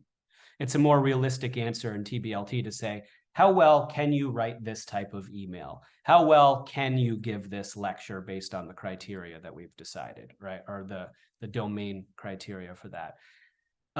In a general sense, CEFR level is not that helpful there, because it doesn't always. I've had people with C1 CEFR exams who can't do the things that they need to do in their language. And I've had B1 or even A2 who can communicate and get by in communicative situations. So the CEFR or different kinds of level analysis is not the same thing as how well you can do something. There's some overlap, but there's also some big differences at times. So, but maybe you consider that for organizational purposes, right? And then of course, the constraints, the availability, right? So we've always done this in my context. If I go into a company and there's 80 to 100 people in a department, the first thing we do is start analyzing where everybody's at, what they can do, what they need to do. We get access to all the company's data. We say, what are these tasks? We look for good examples of that task being done, right? This is a very extensive process. And what I've found is that it's exciting to think about how ChatGPT, whether for that context or just for somebody trying to do this privately, can integrate the technology to enhance and speed up this process. And so I'll show you a guy called Carl here. And Carl is a 52-year-old from Germany. Now, this was generated with the help of ChatGPT, and I'll show you how. Even the images, I said, hey, this is Carl's profile, generate some images for me. And what I found kind of interesting was that there's consistency between these images, because if you've ever experimented with like previous versions of DALL-E and the older image generation stuff, you'd say, give me 4 pictures of the same guy, and they'd be completely different people. And now it just automatically kind of put him in, the same guy in these different contexts as mentioned. So I have a nice profile. If I were to create a course for Carl or people like Carl, this would be great information to know, right? What he does, what his learning needs and goals are, what his language level and particular notes about his language use, the tasks that he has to focus on in his training, and then of course, things about his availability and group preferences. Now, this is all stuff that we would typically manually collect. However, speaking of making tools, I made an NA assistant, right? Speaking of making bots and things that can do things for you. And this was before we had the capacity to make our own GPTs. So now I would produce this thing in the form of a GPT instead of a chat. But I tested this out and I said, you're English Pro GPT, an expert conversational needs analysis interviewer. Speaking of embedding expertise, right? As we mentioned, staying in the loop, being the driver of what GPT does, not saying, find out for me. I included all of this information, right? I said, find out all of this stuff about the student, the reasons they're learning, the name, the age, the contact information, the nationality. And I specified, specifically how to export the answers. I wanted them in this format, in this Word document format. And then the result was, hello there, I'm a friendly assistant here to help you create a tailored, task-based English course that suits your needs. First, could you tell me your name? Now, this I did on the voice function. So it was a cool experience to literally do this as if it were interviewing me, collecting my information, and then exporting it, right? So you can automate this process. This demonstrates a couple of things. One is the capacity to potentially have this developing needs, but 2, the capacity to tell it what you want to talk to people about. You can make, for example, a practice bot for your students until you're happy with it, right? You can create that and then it will work after your tweaking and experimentation, right? So you can create a thing that just talk to me about these topics, and I'll show you another example of that later. But the other thing is helping with this needs analysis process and automating and outsourcing, automating things, right? So I took this, you can view this later as well with the link and the QR code. And the next step, so I have this information about Carl, this person, and the important things about him collected. We can also then use the capabilities of ChatGPT to browse the web and find out specifically about Carl's company and products, right? So then I took Carl's information and said, can you extract as much information as possible about the machines that this customer that he produces and who they do business with, right? I'm trying to build a course. And I got all this. So yeah, you could do this on your own. You could browse the web and find the answers to this stuff, but that would be a lot of research. Instead, I can say, browse the web for me for these specific things and integrate it into this workflow. So I got all this information about what this company does to get a better idea of the kind of work and the specific types of language and products that we might see to really power up that needs analysis process. And I know this might not be particularly relevant to the university context, but we'll demonstrate as well how I want to demonstrate the capacity of building upon a workflow here, integrating something you've created, building on it with web search, right? You could think about doing all kinds of research in this way. And then once I produced that, I produced an outline for Carl's course based on all of that information, right? And this is, again, it's always the starting point. So I can look at it and say, well, I'm happy with that, or I want to change things a little bit. But it was a good overview to start with, all based on that needs analysis that was done and then the web search. And so then I said, okay, let's create the module 1 material. And again, embedding your experience and expertise, I said, this is what I want the material to look like. I want him to have a chance to do it first, because people who, in this context, who already do these tasks, I think give them a chance and see what use that as the assessment, right? So he write the email first, and then let's see if the material will open. Some of the links are a little faulty. Oh, here we go. So we have training session, crafting effective product email update. Somebody's already here. Hello to you, Loris, whatever that is. Right. And so I have the teacher's notes and the overview, and I also have the sample email that we will then use as a model to explore and talk about, right? So it went from creating that to creating the material for me. And then if you think back to before, I could take I could take Carl's results, his email, plug it back in, develop it further and say, where should we go next? What can we work on next to help me plan, to help me ideate, to plan this tailored course as we go? So integrating all of these exciting things together into a workflow. And again, it's really hard to plan presentations for this kind of thing, because this news announced last week, I believe, about creating these bots means that I will now be able to program all of these steps into one bot that can do all of this in a more automated way. And it also speaks for the value of learning the basics of what this stuff is, because every step that the technology has taken, every new exciting update has depended on knowing something from before about developing that basic understanding. And so I think there really is a case to be made for adopting this as soon as possible, because it's going to keep getting more advanced, but it's based on the same fundamental things and principles in technology. With the caveat that, like what one of the commenters just mentioned, was that it's getting to the point where you need to specify less and less to get good results. So there are trends like that to consider.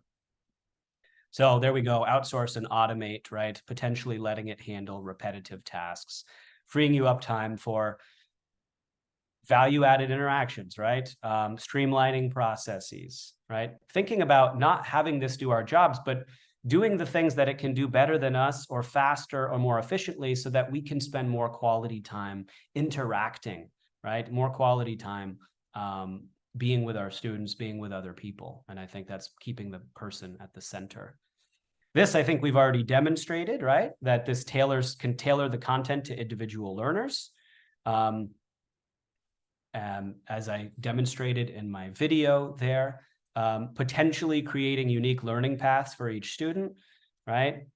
Now, again, if if, like you mentioned before in the question about the 20 different results, we have to think about this a little bit more carefully. But if I take something that is well understood and published, right? Because you have to think about the way that GPT works, right? That it's trained on tons and tons of data, right? So the more well-established in general something is, so for example, these persuasion principles, the better it's able to apply and adapt and use those. The more specific it is, like a chapter of a book, the more you're moving away from what its use is, unless you were to upload that book chapter, right? So if you want your students to do something very specific, what you need to do is teach GPT, and that's in the form of a bot, as I and Elena have mentioned, or in these new GPTs where you program it to do what you want to do. I think that's a really important distinction, right? And of course, enhancing engagement, right? I would encourage you to have a conversation, have a spoken conversation with this bot, with ChatGPT, about topics of your choice, things you want to learn about, your own professional development, and particularly talk about things you know really well, because that's a really good way to see what its capabilities are. Talk about topics that you're already sort of an expert in, and then see what you can trust and what you need to add more input to.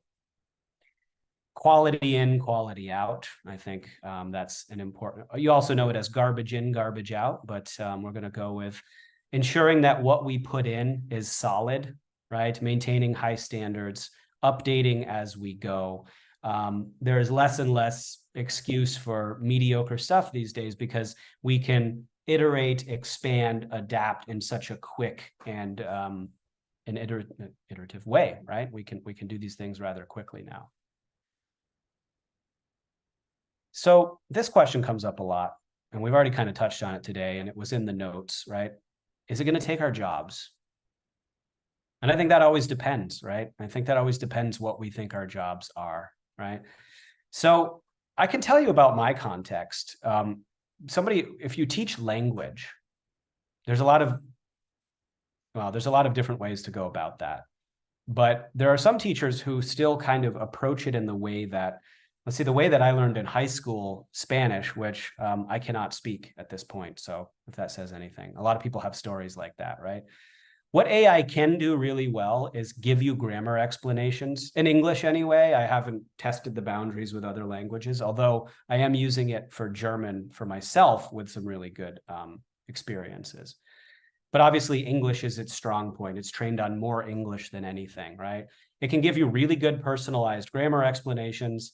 It can create materials and texts for you. So I can say, that was essentially a text that I was interacting with there. A PPP lesson, if you're not familiar with language teaching methodology, is present, practice, produce. So sort of here's a grammar point, practice the grammar point, and then try to use the grammar point. I and many other language teachers are critical of that methodology. It's sort of the opposite of TBLT theoretically and practically, because it doesn't tend to resemble what second language acquisition finds about language learning, which is that it's primarily, you learn it by using it, you pick up a lot of things implicitly, and then you need feedback, and you need, you need sort of a reactive focus on grammar and on language as you go, but not the other way around, right? So a learning by doing kind of approach, that we primarily learn language that way, even as adults. We don't pick it up as naturally as you might think as kids, but we have a lot of that capacity left, and that the more exposure and interaction with that reactive kind of teaching, the more we learn, right? So yeah, if it can do all of these things, then what is the role of a language teacher? All right, and that's a question that I have to ask myself. I mean, I see a lot of teachers still trying to do these things, spending a lot of time doing these things, and in that case, I think, well, maybe it will take those positions, or not those positions, but those tasks, right? So for me, there's always putting the human at the center of this. And I think this frees us up to use the tech to do the most important thing, which is planning. I hope I've showed that through reacting to the data, to the transcripts, to creating the needs, to adapting and creating as we go, that we can plan fantastic things. And not only can we plan them, they're not fixed in stone like a textbook is that gets published every year or two. It's adaptable and flexible. And so I can walk into the classroom or into the virtual classroom, as I do mostly these days, and just engage with my students and engage and adapt and create things instantly that need to be created and all of this stuff. So really just more quality interaction with students. And there's definitely a motivational factor there as well. And this is a non-research based scientific thing, but for me, interacting with the bot is only engaging because it's interesting that I'm doing this with a robot.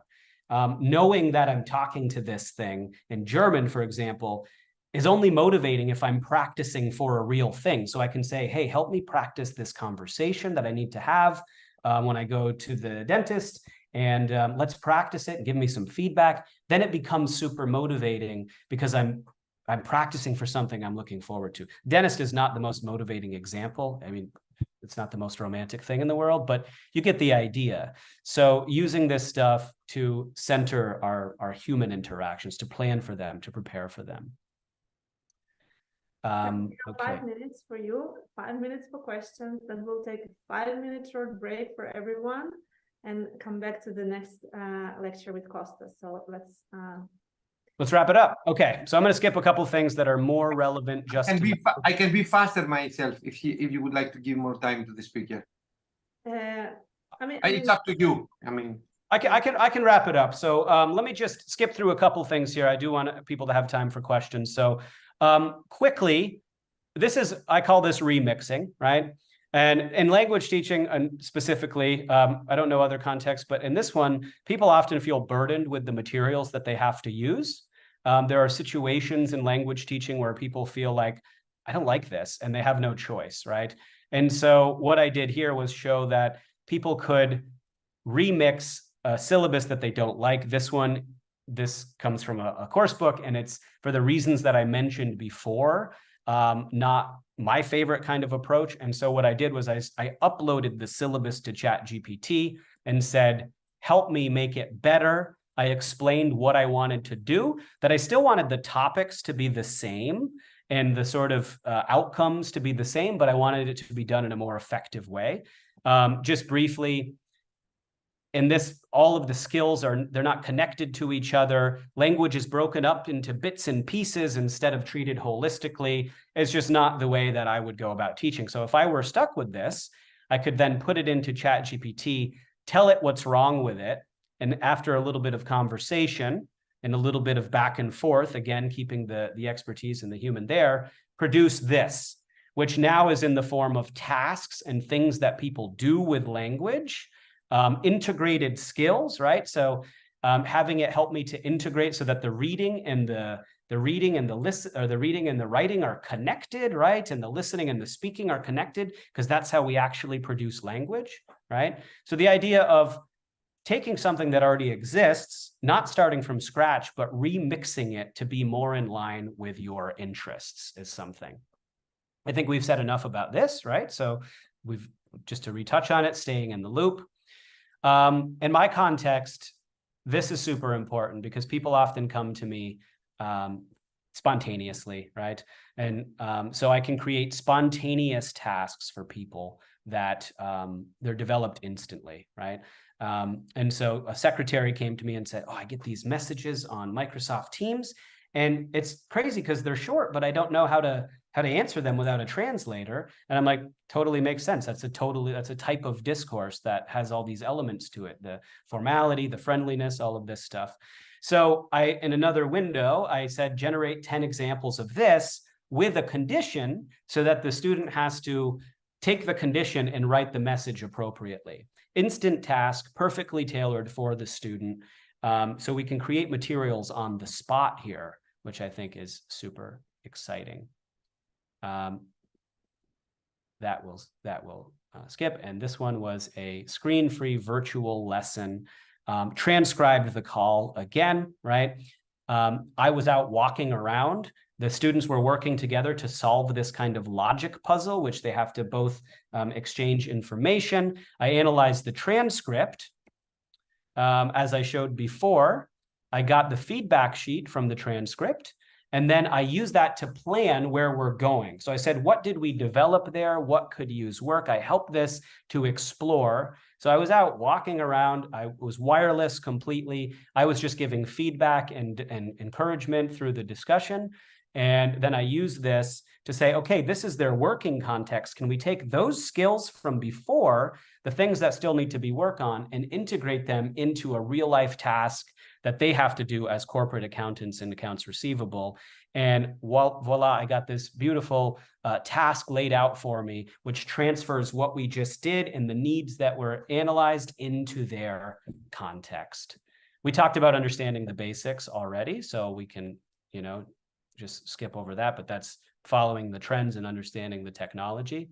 And this is just one last thing here. We're moving from this. I saw this on LinkedIn and I said, who wants to memorize 200 apps? When we are moving to this, where centralized things can do almost everything we want them to do just by speaking to them, right?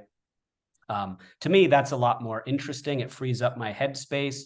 I can say, ChatGPT, do this, do that, do the other thing, integrate it all together. This, I think, is a trend that we're definitely moving towards. And this stuff is all stuff that we've covered. So you can have a look at that. One final thing, and I'll stop here. My son is 2 years old. He's learning to speak. He's bilingual. And so it's coming a little bit slowly, but it bursts out sometimes. And I said, I was playing with this. I said, Ollie, what do you want to see? And he said, a panda bear. I said, okay, what do you want the panda bear to do? And he said, airplane, because we had just gone on a plane. So I said, okay. And in 2 seconds, I had this wonderful picture, and he said, panda bear, airplane, panda bear, airplane. And then boom, that like really boosted the engagement. And then we started taking this on motorcycle tours and other stuff and creating. So we met him right where he was with the learning process. And it was really interesting. And I think that's insightful as well. So there's a lot more to look at here. I guess I had more planned than I thought. So please visit the slides. Here you can see how everything is tied together in the creation of one course, along with the conversation used to create it. More than happy to have you check that out and then answer questions. You can connect with me on LinkedIn. A lot of stuff here. Sorry, probably too much, but yeah, you can connect with me. Happy to open up for questions now. So. Wow, amazing. Thank you so much, Sam. Perfect timing. We probably have a time for a comment or two, maybe a question, and then we are moving on to the next session. We will take a short break because we've been online for 2 straight hours, almost 80 people still there. So you've done an amazing job. We appreciate it so much. So read the comments. They're wonderful. Yes, Kostas, you're raising your hand, please. Sam, thank you very much for this impressive presentation. It combines everything, and I think it takes us to the new era as a teachers, as an academics of the artificial intelligence more smoothly. However, I would like to ask you a few things. The first one is like, what kind of skills do you think that the academics of the new era should demonstrate in order to become part of the game and facilitate and exploit and leverage, the use of these impressive tools? Because ChatGPT, I suspect, is one of them. So this is my first question. And my second question is the following. I mean, all of us are talking about collaboration, and I'm thinking, all right, and for me, then the difference are the humans. So if I will start to share my ideas and explain how to do it and what are the details of whatever I'm thinking, why to share it with the others, since they can place the ChatGPT, they can place, something new, but, I will share my details, and this will make my competitors more competitive. So how can we stop the ChatGPT to be a barrier of collaboration? Because as I told you, the small details makes the difference now. Yeah, so super interesting questions, first of all. So thank you so much for all the interesting, thought-provoking stuff. I think all of your questions could be a webinar of their own, but they're super interesting questions. And I'll just say, The second one I think about a lot myself because like I'm giving away so many ideas and inspiration that people can then go and take and make a lot of money with, potentially, right? I mean, people could go and make software that integrates all of the things that I'm talking about. So what am I doing, right? Like, and I think about that and I think, well, that ties into the first one, because I think what this does is it gives us really powerful tools that we can use to be more of ourself. And so the kind of maybe unexpected answer that I have for the first question is we need to focus more on being people and the people side of things and building our people skills and our soft skills. And of course, integrating those tech skills together. But at the end of the day, that's going to make us really competitive as well, right? We have a powerful, powerful set of tools that we have to learn to use in a principled way.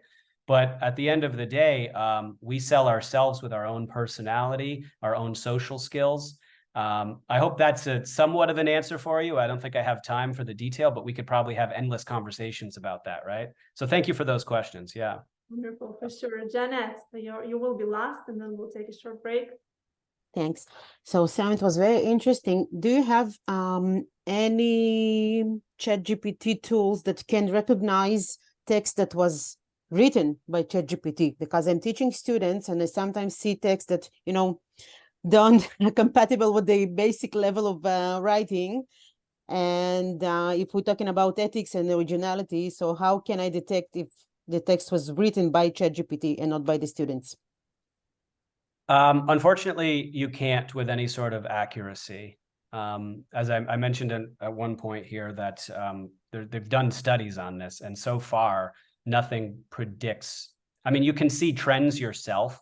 Like I can identify on LinkedIn, I'm like, that was written by ChatGPT because I've seen enough text written by ChatGPT. But unfortunately, there's no real way to do that right now, despite what tools people are selling and promoting. So that's an unanswered question. But what you can do is encourage transparency and say, I'll let you use ChatGPT, but you have to show me the whole conversation. That's one thing to do, right? And then you can see how they got to the answer that they did. Okay. And it brings us to re-evaluation of our assessment of the path that we give to our students. Yep. This is we need to really rethink. The take-home essay is done, right? I mean, we have to. And no. Yeah. Yeah. Thanks. Thank you for the question, though. Yeah. Yes, Costa, you're muted. I see that you're saying something. Yeah, I would like to provide my thought on this. What Janet has asked.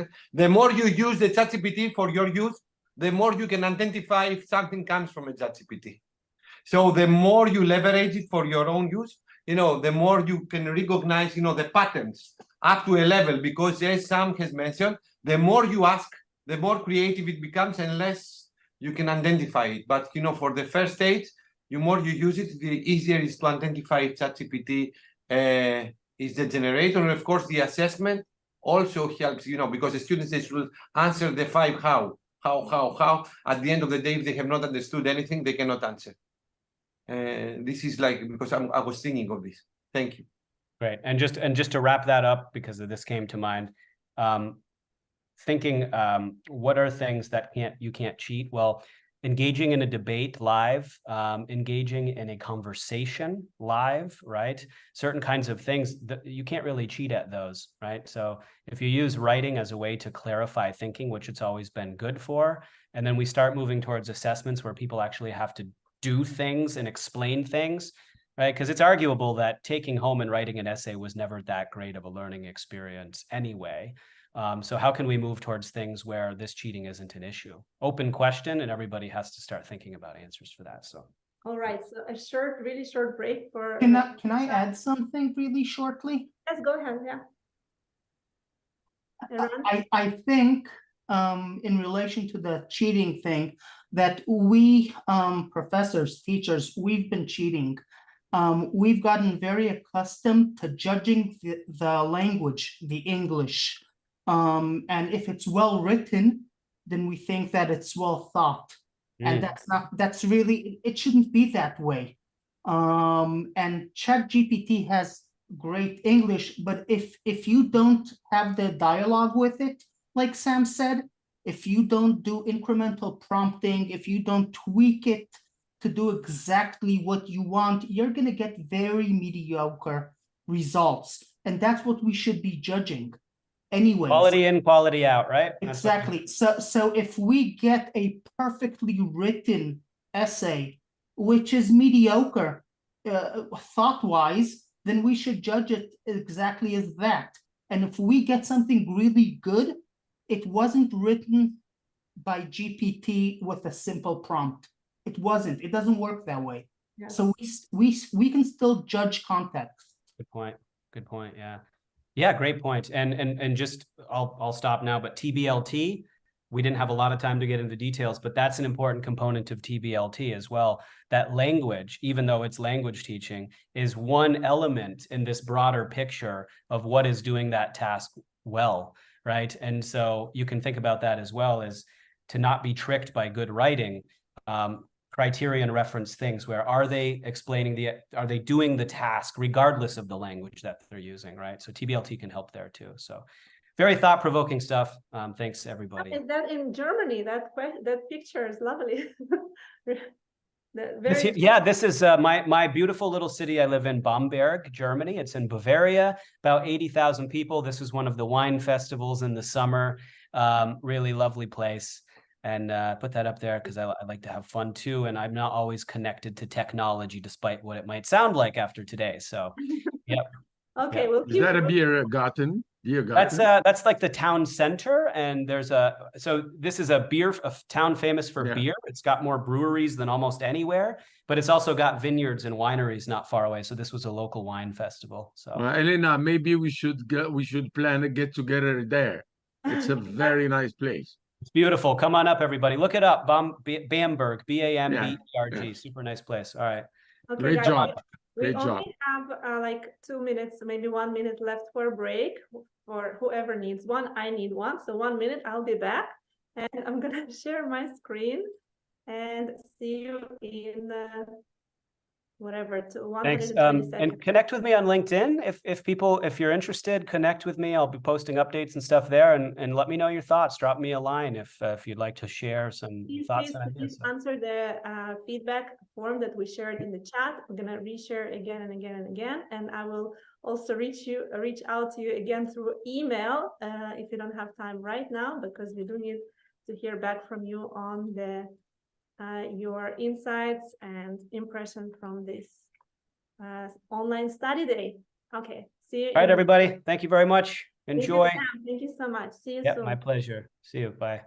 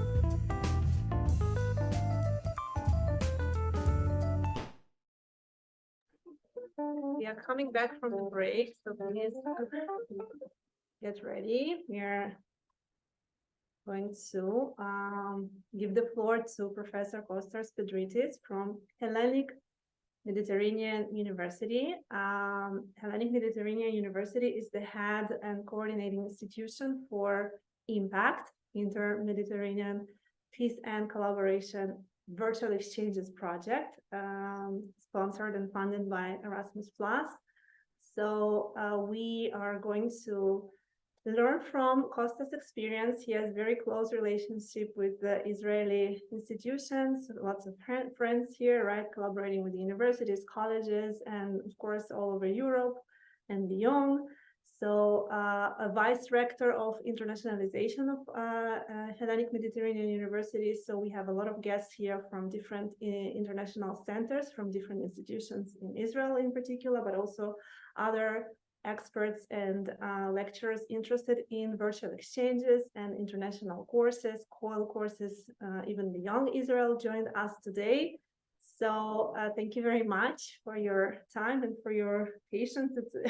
It turns out it's not easy to sit in front of the computer for 3 hours, but we're all excited because of the interesting content. So Kostas, thank you very much. Welcome and share your screen with us. Okay, thank you. Thank you very much. It's very nice to be among friends, as you mentioned. I will try to be as fast in order to finish on time and answer, if it's possible, any questions. You know, my presentation mainly comes from my experience and my hobby, because to be involved in internationalization activities for me is like more like a hobby than, you know, my profession. So let me share my screen. And I will start immediately. So I hope that this will work. So I think that you can see my screen, no? The full screen. Okay. So thank you very much. As you know, the previous speaker has mentioned, you know, last night that I prepared this presentation, I'm a typical Greek, so I'm doing everything in the last moment. I changed, you know, the title, and I changed this as to an international university than to an international curriculum. I suspect that you can understand that under the title of an international university, internationalization of curriculum or a curricula is a part of the game.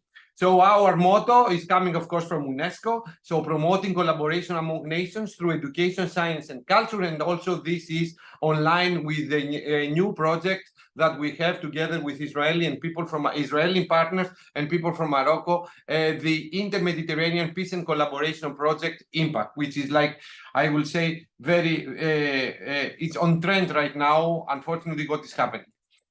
So as you will see, you know, this is like my relations with internationalization. As I told you, I started as a hobby, but also helped me to do better research in laser physics and materials. So internationalization for me is a multiplier event, it's a multiplier factor. It's like a Swiss knife, as the previous speaker has shown, in order to do a lot of things. And internationalization is something that applies in all universities pillars. Either is research, education, innovation. So you should think internationalization not just like mobilities. This is the most limited factor and the most limited characteristic that you can see, but as a tool in order, you know, to improve all the pillars of the university and have an impact in anything that you are doing. So I will start with a short definition, why internationalization is important, challenges of the internationalization of higher education, how to monitor internationalization actions, some examples of things that mainly I have been involved and coordinated, examples, how AI can support internationalization in order to be closer to the event, and some conclusions. So what is internationalization? You don't have to read. Internationalization is a culture, is a way of thinking. It is like ChatGPT. You should develop some new skills, some new cultures to be accepted, to include, to be accepted to the different thing, to the different approach, to the different cultures, to accept, you know, the different disciplines within whatever you are developing. So internationalization is something to be very open to the knowledge, to the culture, to expertise. So I will say it's a culture than an act. So internationalization is very important in each university, first of all, because these are the rankings. University rankings counts for internationalization. And, you know, it's like also is a tool that you would like to promote education and research. Everyone knows Harvard, everyone knows MIT, everyone knows Cambridge, but probably no one knows HMU, for example. Definitely no one knows HMU, but this is what we are trying to do through internationalization, to organize and get involved and get engaged to any activities that we can participate, we can lead, in order also to disseminate other parts of HMU, like education and research. And this is very helpful for us because we have participated, even though that we are a very small university, to lead research flagship proposals within the Europe, like graphene flagship, where we are work package leaders of solar cells, like, you know, as you will see, distributed research facilities, laser fusion. We were leading the theoretical work package of how to produce unlimited green energy using laser fusion, and also other things that you can see and you can follow. So for internationalization, matter does not count. It's like only, you know, the culture and the openness. So it's a great opportunity to promote your education and research. It's like a great opportunity to support your education, research, and innovation, since by collaborating with the others, facilities, expertise, knowledge is sharing with your knowledge, expertise, research facilities. So your network becomes your facilities, your offered courses, your classrooms. Extend your capacity through networks, especially if you belong to networks for education and research. Provides a strategic, I will say, depth to your university, because you are part of teams and networks that they are taking decision, that they are participating in decision making. So you follow the trends in education and research, which makes the challenging of new funds, as you will see later on, more easier. So this boosts your strategic impact. You publish papers with a higher impact. This is a very nice research from Nature, that the more authors are participating from different countries within a paper, you receive 60% more citations, which is what counts in order to increase and enhance and boost the ranking of your university in the various lists.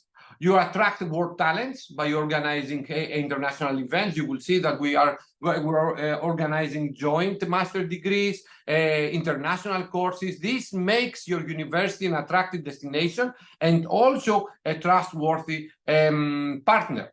And also you attract and you challenge international funding, which leads to elevation, all of them in the work ranking list. And in some cases, you apply science diplomacy. You promote, for example, peace through education. You promote your universities, your values as a country, as a university, to other countries, which also plays an important role in long term. And also you develop particularly soft and digital skills. This is one of the activities that we participate here, even that we share our screen. We learned so many things about ChatGPT. You know, this is like happen online, and, you know, digital skills, and as you will see, virtual exchanges and virtual participation in various internationalization activities demands the cultivation of these skills and the use of new tools. Soft skills is very important, and internationalization is the main promoter of this. For example, creativity, adaptability, cultural intelligence can fully cultivated by internationalization of your actions in home or on abroad. Internationalization helped the very small universities in HMU in order to develop joint courses with all these universities. So the size of HMU, the size of the university that I participate, you know, through internationalization helped me, you know, and helped my university to develop joint courses, joint programs, joint research with very big players. So it's a great opportunity. Do not feel small, because you are not small. Internationalization can place you to feel and work with giants. Challenges, of course, they are numerous, and the main of them is internationalization culture. I will provide a comment on this. You know, not all the professors are open to internationalization. A lot of them, they feel because of their studies. This is also a study that has been revealed by science, that if the professors in a university have not internationalized their studies, they have not internationalized, you know, their career through their life in a university, do not promote or do not support, or they cannot realize the importance of internationalization for them, for the university, and for the students. So the profile of professors, the people that we hire, also is a barrier or an opportunity for more internationalization, also from the point of view of the network, in order to make the university more internationalized, which is, as I repeat, a culture. In order to make, of course, and increase the internationalization culture, the tips, what we suggest is like to increase and organize more triggering events for internationalization. I will provide concrete examples from our side, later on, and also introduce, increase the motivation of the professors in order to participate in internationalization. For students, it's obvious. They are getting ECTS, they are traveling on abroad in order to cultivate, their cultural richness. But for professors, why a professor to participate in a mobility? If this mobility, if not the challenging of new projects, either research or education, do not count for his promotion or her promotion. So in Europe, and in particular in Greece, the last 2 weeks, I'm leading, a group of people, what kind of KPIs we are going to integrate for the internationalization to count as a threshold during the promotion of academics. Language barriers is there. A lot of people, they are feeling shy to speak English. I don't feel, as you can see. But even students. But this is something from more engagement and the more opportunities, if you realize, can be overcome. Of course, technology, we have seen this, even ChatGPT can help us, but also other online tools can help in order to translate, even, walking in the street, translate from Greek to Israeli or, to Moroccan language. Financial support, this is also a barrier. There is the latest report from Erasmus that they revealed before 3 weeks. They mentioned this, that the financial support that Erasmus provides to the students, to the professors to move on abroad is limited compared to the inflation. So European Commission is working on this in order to increase. They have realized. But what do I say to my students and to my staff?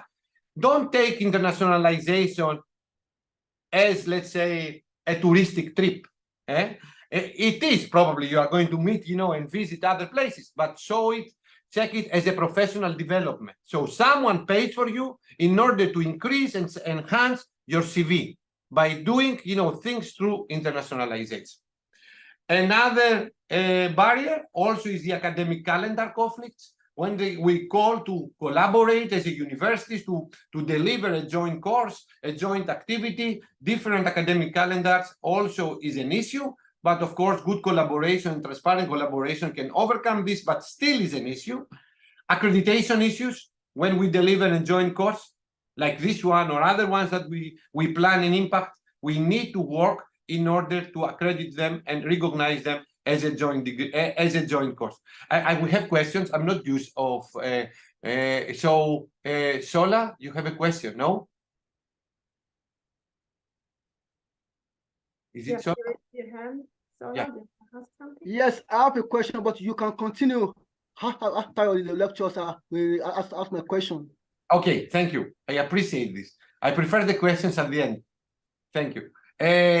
So also motivation, increase the motivation of students, increase the motivation of teachers and academics is something that I have discussed. And the main barrier here are the academics. If the academics are motivated to participate, organize internationalization activities, if their culture is very international and they know why and how this can help them for their career, this is the key in order to make the university very, very international. And I will come back to this. How to monitor your internationalization actions? Actually, you don't need to use ChatGPT, even though that now I have discovered that even my presentation is useless because you can use the ChatGPT in order to identify, but you can use it right now in order to check if I'm going to cover everything and come back with questions. But staff and student mobilities is one criteria. Incoming and outgoing students is one criteria. Visiting professor chairs also is something that counts for your internationalization. International programs and modules, let's say in English, also counts as a KPI of your internationalization. Joint degrees and double degrees, also another factor that counts a lot for the ranking of your university. Opportunities for your university to become an attractive destination, and also opportunities to collaborate with others. Joint PhD students and doctoral schools is something also now that is coming to the game. And also, as I said, part of international networks, either in research, for example, in Europe, we have the distributed research facilities or the European universities as a flagship of these international networks. So, example of internationalization actions that I would like to propose to you. Of course, I'm very biased of what is happening in Europe. And in Europe, all the collaborations are around European strategy for universities. For example, joint courses, joint degrees, seamless mobility of students with the adaptation of the student cards, the European higher education area, which everything goes to, for example, to the European degrees, that the European universities, they can deliver nationally European degrees, that learning outcomes and study mobilities are part of it. European research area priorities, that European industry and European technologies and technology advancement request research, distributed research facilities, as I will show you later on, and of course, digitalization of higher education, that you can think, the accreditation of any learning outcomes like micro-credentials or the blockchain technologies that certifies and helps the transferability of any learning outcome. Let's go one by one. European University Alliances is one of the priorities of collaboration regarding internationalization in Europe. Number of universities from different countries, they have this strategic vision in order to develop joint strategies for education, joint strategies for research, where they should be focused, their collaboration in order to become a reference point, innovation, joint strategies, in order to make, let's say a group of 9 universities like the one that we participate, the Athena, one university with 9 campuses, and focus in one of the activities that will help the integration of Europe through education. In order to facilitate, the second priority in Europe regarding internationalization and collaboration is the European legal statute. How these consortia, they can share funds, they can share and use research facilities in order to act despite of the legal entities and legal legislation barriers as one university. So there is a lot of work how to make them, to power their collaboration. Joint degrees, European degree is also the third priority right now in Europe, how different universities, they can deliver a European degree in a topic delivered by more than one universities, and the mobilities, systematic mobilities, to be backed up because of these joint activities through Europe and through the lifetime of a student. So we have a target of 50% of mobility of all students within Europe the next few years. And of course, in order to make this seamless, everything is digital. So we try to develop the European student card with one QR code. You can see all the CV, all the educational path of a student, and also no paperless, work, no paper. Everything will be signed and stored digitally. That's why we need the micro-credential. That's why we need the blockchain in order to secure. Also, another activity that we participate as a university, but also is a priority of research, is what do I have here, the research infrastructure. In HMU, we participate in 2 of these research collaboration actions that European Commission through Horizon funds as you can see in the timeline, funds the research that can happen in different stations, in a different research laboratories in Europe. In this case, we have prioritized the printed electronics. You can see other activities regarding lasers, and also with Weizmann and also university in Kiel, in Germany, we have submitted something also in pedagogy to create, something like this for teaching science. But we're still waiting for the results. But here is like printed electronics, and we have another one in chips, where semiconductor industry, because of the COVID, is a priority, and we try to receive funds for 4 years in order to help this mobility of researchers in order to do part of their experiments in different stations. This is very important because you don't have all the facilities, within a university, but through the internationalization of research, there is a funding offered also to Israeli partners and people. I don't know in the case of Morocco what is happening in order to fund the mobility and the experiments in a network of laboratories for a specific priority. The main funding opportunities, of course, is Erasmus Plus and also Marie Curie actions that all of you can participate on top of the horizon. To support the internationalization, as I said, and all these activities for people to be the triggers, the triggering points, you should organize, collaborate, based to your priorities, to a lot of internationalization initiatives, to create info days for students and staff in order to reveal the priorities and the opportunities that internationalization provides, to increase the motivation of your participant, either students and professors, and this needs the backup and the transformation of the way that the governance of universities they think, and also it's a great tool in order to promote, you will see specific actions, the diversity, inclusivity, and equity through internationalization. So to involve people that they don't have an access, they don't have the opportunity in order to participate and support and enhance their research, education, and innovation through internationalization. A new term that now appears is inclusive internationalization, and I will come back to this with some examples. So we start with some examples about internationalization that they are very important for you in order to introduce to this new world, which is the global world, which is like internationalization at home. Activities that you can organize, like this one, for example, can be considered internationalization at home for your staff, for your students before they leave. So you are giving them a flavor of what do they gain by collaborating with others, and I will provide you some examples. One example is a new program that European Commission support, and we are very happy that we are one of the few that we have got funding for this, which are the virtual exchanges.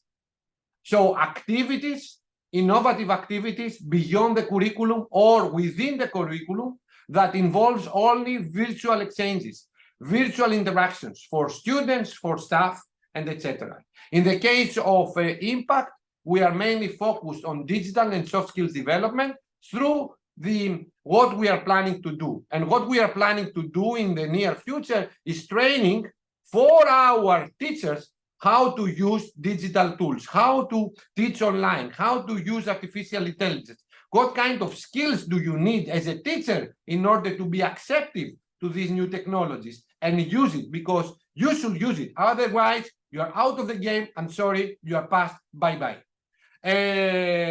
Another thing that we are doing also, online courses for soft and research and digital skills for our students. And through collaboration and communication, we try to promote peace within our countries and within our region, which is not the easiest one. Also, we are participating with our US colleagues, the US universities that we participate in COILS, Collaborative Online International Learnings. So we develop some joint activities that our classes, they are meeting. So you can bring virtual classes together in order to participate in joint activities. Either you are teaching physics, lasers, or let's say English as a teaching tool. So you can try and promote the multidisciplinary, to practice their languages within this kind of activities. You can promote and you can organize international events like international weeks. This is a picture of our last one that we were very happy that we have 4 Israeli universities participating in this event. We organize this event in a targeted topics that we would like the market or what, the demands of the market and the research demands. This is what this International Week, it was for soft and digital skills. We are going to organize it later on, and also was a part of the Athena European University, and also is a part of our blended intensive programs that I will come later on. So these are events that we are bringing people to interact with the locals, and the locals, they can realize the power of the networking.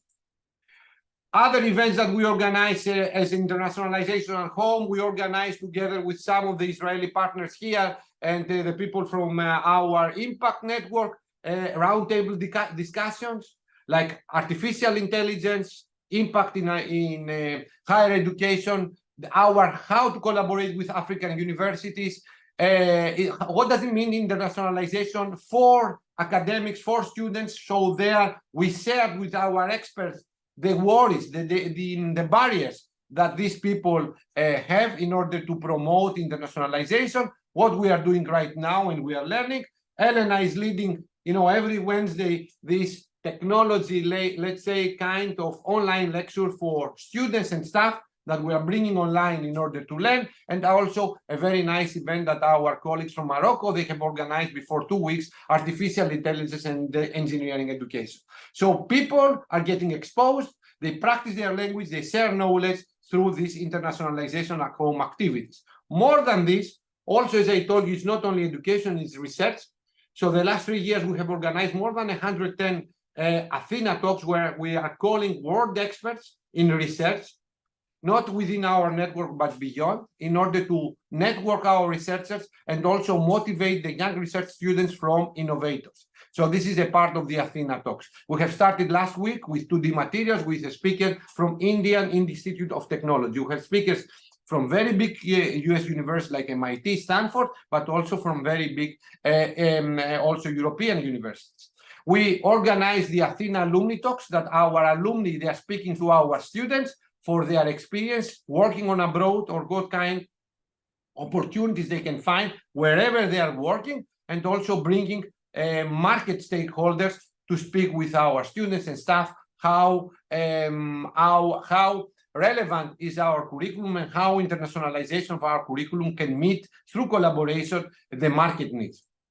We have also addressed, another internationalization activity with our partners on abroad, the Soft Skills Academy, where we are bringing people from industry, from market, in order to organize workshops and also lectures about the most wanted things that right now market is looking for, which is the soft skills. We have also developed through internationalization at home, even joint doctoral schools. We have this one with EPFL in Lausanne, and together we study in Israel for the last, during the COVID, we have developed this Soft Skills Academy and also bring people from employability, from the market. Another trend in the internationalization that Israelis and also other partner countries, they can participate are the blended intensive programs. This activity is like to be more inclusive through internationalization. People that they hesitate to participate, they can start with online sessions, and then for 5 days they can come, they can travel to Europe in order to participate on the face-to-face activities. These are short internationalization activities. They are fully accredited, so the students, they receive the credit units that we have agreed. We sign bilateral agreements, learning agreements in order to organize them. We need at least 3 international partners in order to participate. Your countries, if we have participants from Israel and Morocco, you cannot be the coordinators, but you can participate with your own funds. Europe is working in order to include you through the funding support of our activities, but of course, internationalization, international credit mobility funds that we receive, they can be used in order for your students and staff to participate. We use new innovative topics and pedagogies. The main approach for this blended is like the challenge-based learning approach. So there's a project, workshops that the students are called to collaborate. And it's a part, as I say, of the inclusive internationalization to provide the first tip for the students and staff to see what is internationalization. Research has shown that the people that participate in blended intensive programs, they have higher chances in order to participate in more internationalization activities in education, research, and innovation. Other opportunities that you have, I'm providing examples of projects that I have participated with. These are two projects with Israel, national projects in innovative teaching education in mathematics, and also innovative photonics education nanotechnology. These were opportunities that we have in order to attract funds. In the case of the IPEN, to create a curriculum regarding nanotechnology and photonic processes with Technion, Weizmann, Samun, Holon, Gordon College, Ben Gurion University, Meital, and we have developed around 50 courses in English in this kind of advanced technologies. We have also developed some policies and some material regarding how to teach mathematics together with Holon, with Weizmann, and with another university in Jerusalem. I don't remember the name right now. Of course, we have the KA1 Hadass College. And also we have the international credit mobility that you can apply as an Israeli or a university from Morocco to collaborate with Europeans in order to set up joint courses, joint programs, international activities for the future. And also we have the Mundus courses, the Mundus joint master degrees that all of you can participate in collaboration with European partners in order to develop and have funding close to 6 million euros for the 4 years in order to develop some joint master degrees. In summary, what we have done through the internationalization in HMU involves all of the things that I have summarized to you, activities starting from research, education, and innovation. And you can see here, a summary of what we have done. So this is something that you should do. It helps you to bring and collaborate and attract funds and support the attraction of your university through the collaboration. And also, this can be summarized with the course catalog or whatever you are proposing and you are offering as a university. Of course, other activities that you can participate is a strategic partnership proposals, smaller proposals that all of you can participate beyond the capacity buildings. Strategic partnerships also is a topic that and a chance that you have if you are going to prove your specialization. These strategic partnership and cooperation partnership projects, they are not open directly for partner countries, but if you have a specific specialization that in Europe we don't have, you can participate in these projects. So we need to identify what is your unique things that Europeans they don't have in order to justify your participation. In cooperation, in the capacity building projects, you can participate. In Horizon projects, you can participate, especially what I have presented to you, the twinning projects, that expertise comes from Israel to Europe or from Morocco to Europe or from wherever you are coming from, also is a great opportunity for internationalization collaboration as a funding. So how can now artificial intelligence can support internationalization? First of all, you should think that can solve any problems. Any challenges that I presented to you can be solved through artificial intelligence and through technology. You can include online sessions in order to be more inclusive and provide equity. You can select courses that are already available in order to support and integrate them through your courses, MOOCs like EDX, Coursera, LinkedIn Learning, and also Impact as we are developing. We are going to promote this. You can facilitate the accreditation, the transferability using digital tools like microcredentials and blockchain. By the 15th of December, we are going to organize a roundtable discussion with experts how to apply microcredentials and blockchain, and you are going to be involved and you are going to be invited, and also collaboration through virtual classrooms. You can bring people, you can bring teachers in order to teach and give another dimension to your course. Now, artificial intelligence now more particularly, personalized education, even though that I have some questions on this, but I cannot ask myself now. Enhanced language support and translation services, personalized experiences I mentioned, global talent acquisition. You can see how much things ChatGPT can do. You can attract, and this is what we are like to do, to attract talents, you know, in our laboratories and in our university, using virtual reality and augmented reality to interact online. And this also is a part of the inclusion and the interaction, cultural adaptation and integration. We can develop through online versions how to think like a Greek, that I suggest to you to have. I know how to collaborate through the years with Israelis. I'm not going to give you the tips. Data-driven decision-making for global statements, improved research collaboration through, you say, check, you know, virtual laboratories, which are part of the training of these distributed research laboratories that I showed to you, automated administrative and assessment processes, of course, enhanced marketing and outreach, real-time feedback. We are going to have the chance to listen Elena on Wednesday about chat box. I read it, you know, yesterday, and I don't know anything. And with this, I would like to thank you and for your attention. I would like to keep two things: that internationalization is a culture, is a great opportunity for yourself in order to promote your career, to enhance your network. Through these activities, you are going to promote yourself through your universities because you are doing something with impact for your university. Not only money, networking, reputation, ranking, and collaboration. With this, I would like to thank you for your attention. Thank you very much. Wow, thank you so much. So many ideas, great projects. I'm not going to share them because of the ChatGPT, so don't ask me questions. Questions from the audience? Claudio, I would like to answer Claudio from the previous one. Okay.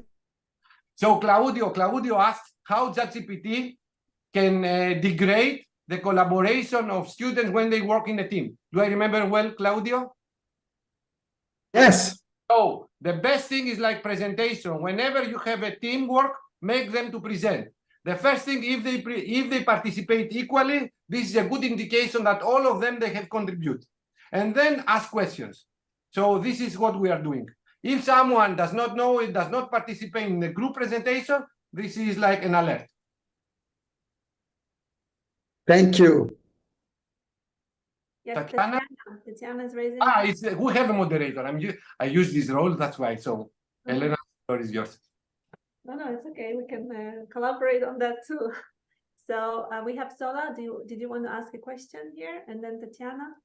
Yes. I have a question for the presenters. I just want to thank organizers of these programs. So for the internationalization of the higher education, for just who are just presented as a paper and research on that topic, just area that I want us to look at in the area of the mobility and the curriculum harmonizations. There's a discrepancy in the issue of the grading system, especially from the developing nation to the Western world. This have hampered the issue of the mobility of the aspirants from the developing nation to moving to the Western world. In this case study of the US and the Canada, the Northern American, when in terms of the grading system, and it has occurred that the foreign student has referred to the private organization like a world evaluation to assess their credentials to match if it is fit with the grading systems of that institutions.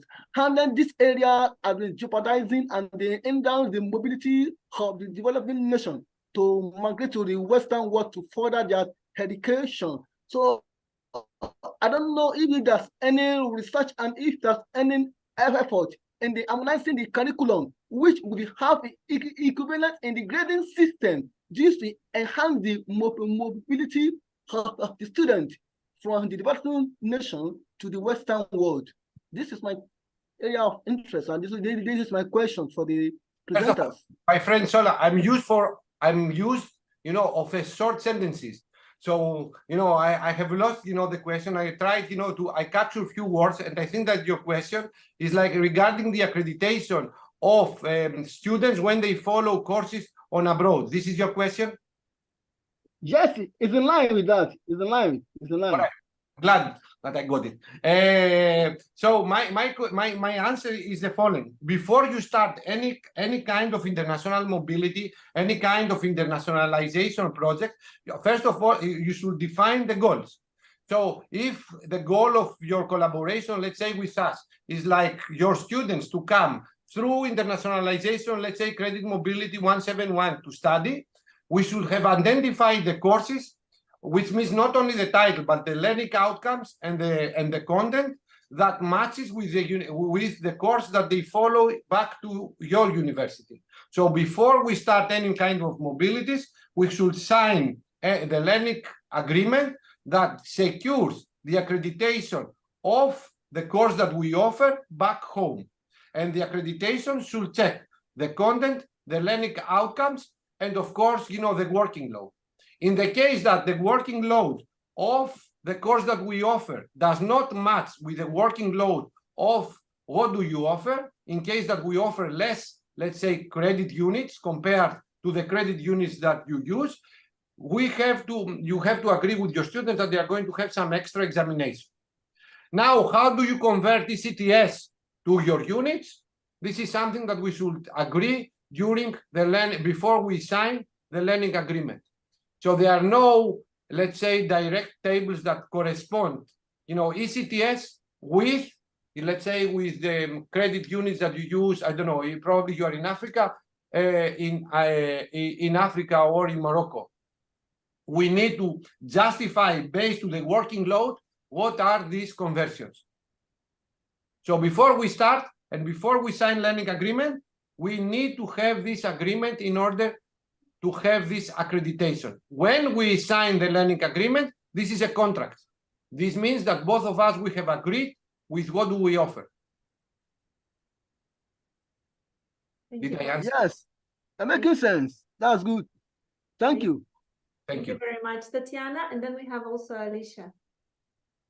Hi, hello. Can you hear me? Yes, Tatiana. I have my wife that waits for me, so I will stay, you know, 7 minutes more. I will be short, Costas. I just want to actually confirm one of the activities that you presented. So the Soft Academy and the BIP following that, and the 10th and the second week of internationalization and exchange in Hana. I was participating last year with first 10 students on site. They were, I believe, 7 or 8 students. And this year in this course, we have 3 times so many students because this is a selective course, because they expect that we will do the similar things. They were really impressed, and they like this opportunity, as you pointed out already, that they are going for a shorter time from different reasons. In our case, it was mostly that they are also working, or that they want to be so long away from home. So this is what was an excellent experience, as well as for me, even that I'm quite long in this business as well. And I'm looking forward for the next season of Soft Academy. Thank you.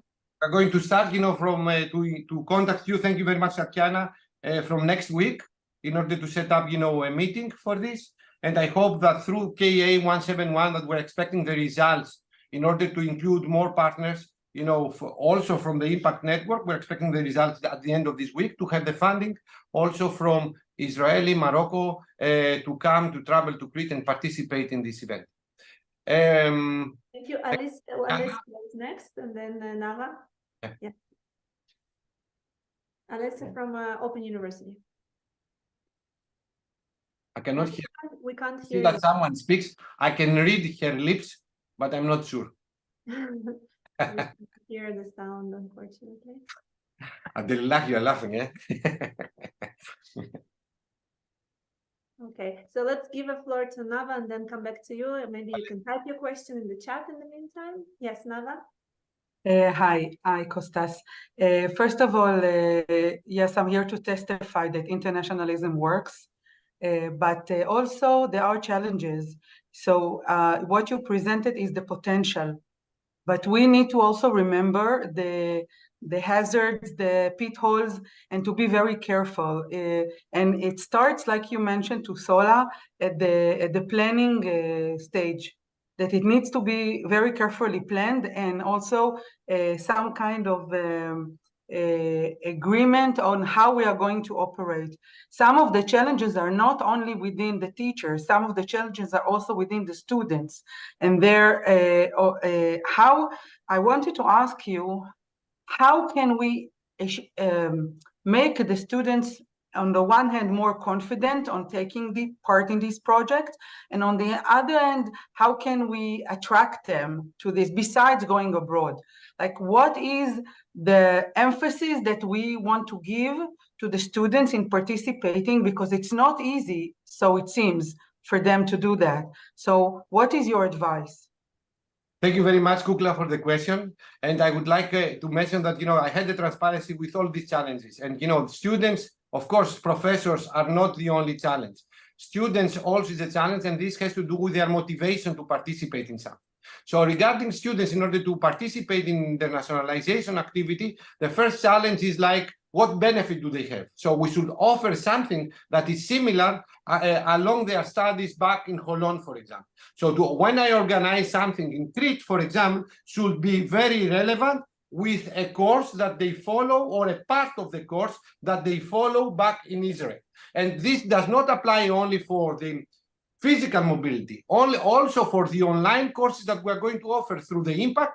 These online courses should be part of existing courses, or courses that they can be recognized as an optional course back in any university. Otherwise, the students, they will never participate. Second challenge, so if we have this relevance regarding the content of what we offer, to a course back to home university, this is the first obstacle. The second one, of course, is like to convince them that despite of the funding support that they receive in order to travel to another country is not for them to become a billionaires. It's like a funding support in order to enhance their curricula. And all the big companies, you are coming from a tech industry yourself, they would like to check, through the CV of any potential employer, mobilities, in order to show that you are able to work in Israel, in Morocco, in New York.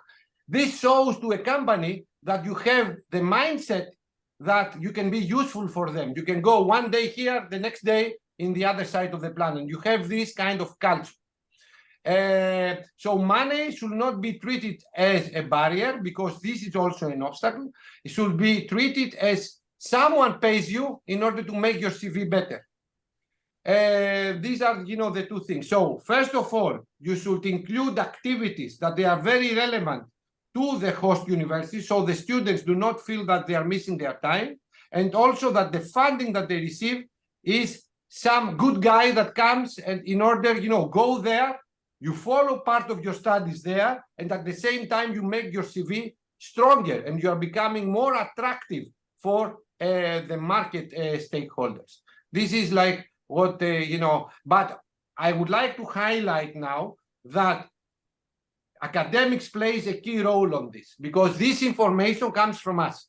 So if we have the mindset to encourage the students to participate, the students then they will participate. If we don't provide the information, or we are like, oh, don't go out of the comfort zone because you are going to miss your time, because there are academics that they say this, then the students, they will follow, unfortunately, our way. Another challenge depends on the countries, or is the academic calendar, how the academic calendar fits in order to make this. So you should also agree this beforehand, that what we are going to organize is going to be in this period.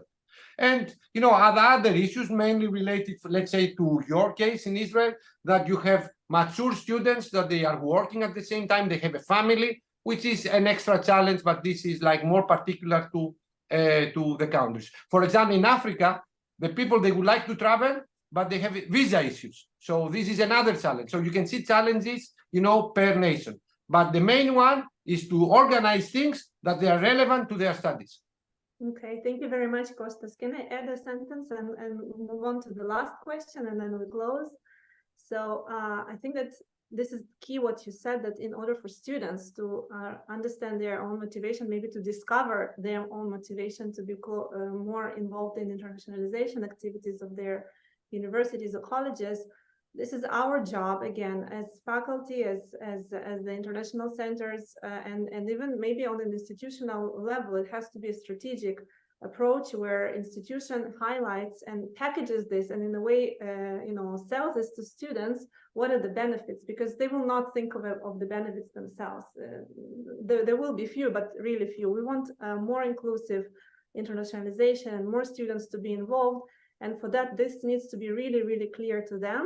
So maybe also to link to the previous session where we can ask ChatGPT maybe to help us, create those marketing materials and guidelines and put it in the language that speaks to students, that students can really see the value in internationalization for their own employability, improvement. Now, Alessa sent us a question in the chat because she couldn't speak, but I also think it links to the last question, is how to actually,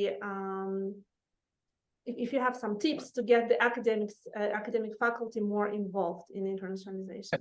This is a very good question and something that bothers us, as I told you, the last 2 weeks, and we're going to try to start this discussion in December where we have the National Rectors meeting in Greece. We would like to place some thresholds, Alessia, for the promotion and the professional development of academics. Research, we have this kind of measures. How many papers, how many citations, how many grants you are going to bring. There are some things that we can quantify.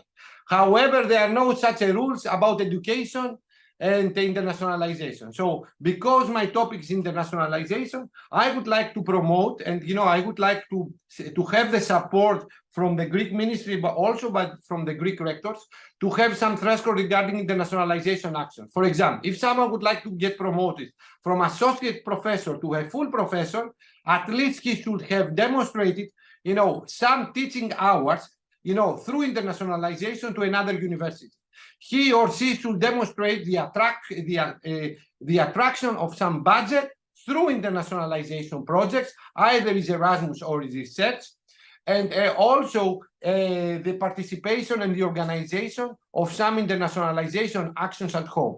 So we would like to place some thresholds, and without reaching this minimum, this threshold, as I used to say, you cannot apply for promotion. Because internationalization is a priority right now for the European higher education era. It's a priority of the Greek universities. I think it's a priority of all the universities all over the world. So we should motivate the academics to participate. And I think by placing this minimum, these thresholds, is a good policy step in order to promote internationalization and the involvement and the engagement of professors as they are getting involved in publications in order to support this. This is my answer. If I have not answered to you, I can Thank you. I think my microphone is right now. Thank you so much. Very interesting. Yeah. Thank you. I did not say you everything because of ChatGPT, but some of them. I'm kidding. Okay, so we hope that you succeed in this initiative, Kostas. Keep us posted, and maybe we can then make a bigger impact and take the Greek initiative of integrating this into, promotional track for faculty. It needs to be adopted worldwide, I guess. For internationalization to work, it needs to become internationally, globally accepted practices. So thank you very, very much. I will say, Elena, finally, I will say that, all of you that you participate in this, the last 3 hours of this very interesting, discussion, you are part of Impact, because Impact provides this flexibility. It's an online project. Everything happens virtually, and through the virtual interactions that we are going to have, we are going to learn each other better. We are going to learn who are going to be our potential and future partners for more internationalization activities that they are going to take place. So participate in the virtual exchange Impact. There is no cost, only opportunities for you to network, learn each other, and submit new proposals. This is, it's up to us, engagement. If you don't engage, watch TV on your sofa. It's very nice. Champions League. let me say a word. Thanks a lot for this wonderful get together on impact. I reached out to our partners in India, sent without telling you, and I'm sorry for that. Sent the link. They joined. They're very thrilled. And we're very happy joining us. They couldn't ask questions. Next time maybe they'll do, and they'll have some input in our next getting together. So thanks everybody from here, from Morocco, Timken Foundation. We found this very great. Thanks, Elena. Thanks, Costas, too. Thank you. Ladies first, eh? You are such a man. Thank you. Thank you. Okay. So we're going to wrap it up. Thank you very much. Thank you for the speakers, Sam and Costas, and thank you for all of you who stayed up until now, three hours, almost 40 people still. So great. Thank you very much. Have a wonderful day, and I'll keep you posted with the recording of this session, and you can send us your questions if you have, and please fill out the feedback form we sent you in the chat. We can resend again. We will send it to you also in the email. And if you're interested to play with AI, again, this is another interactive initiative of Impact. Join us every Wednesday. We're discovering different AI tools together, playing with them, logging in, testing them, and discussing their pedagogical applications. So you are welcome to join us. Thank you very much, and goodbye. Bye. Stay safe. Bye. Bye. Thank you very much. Thank you very much. Bye.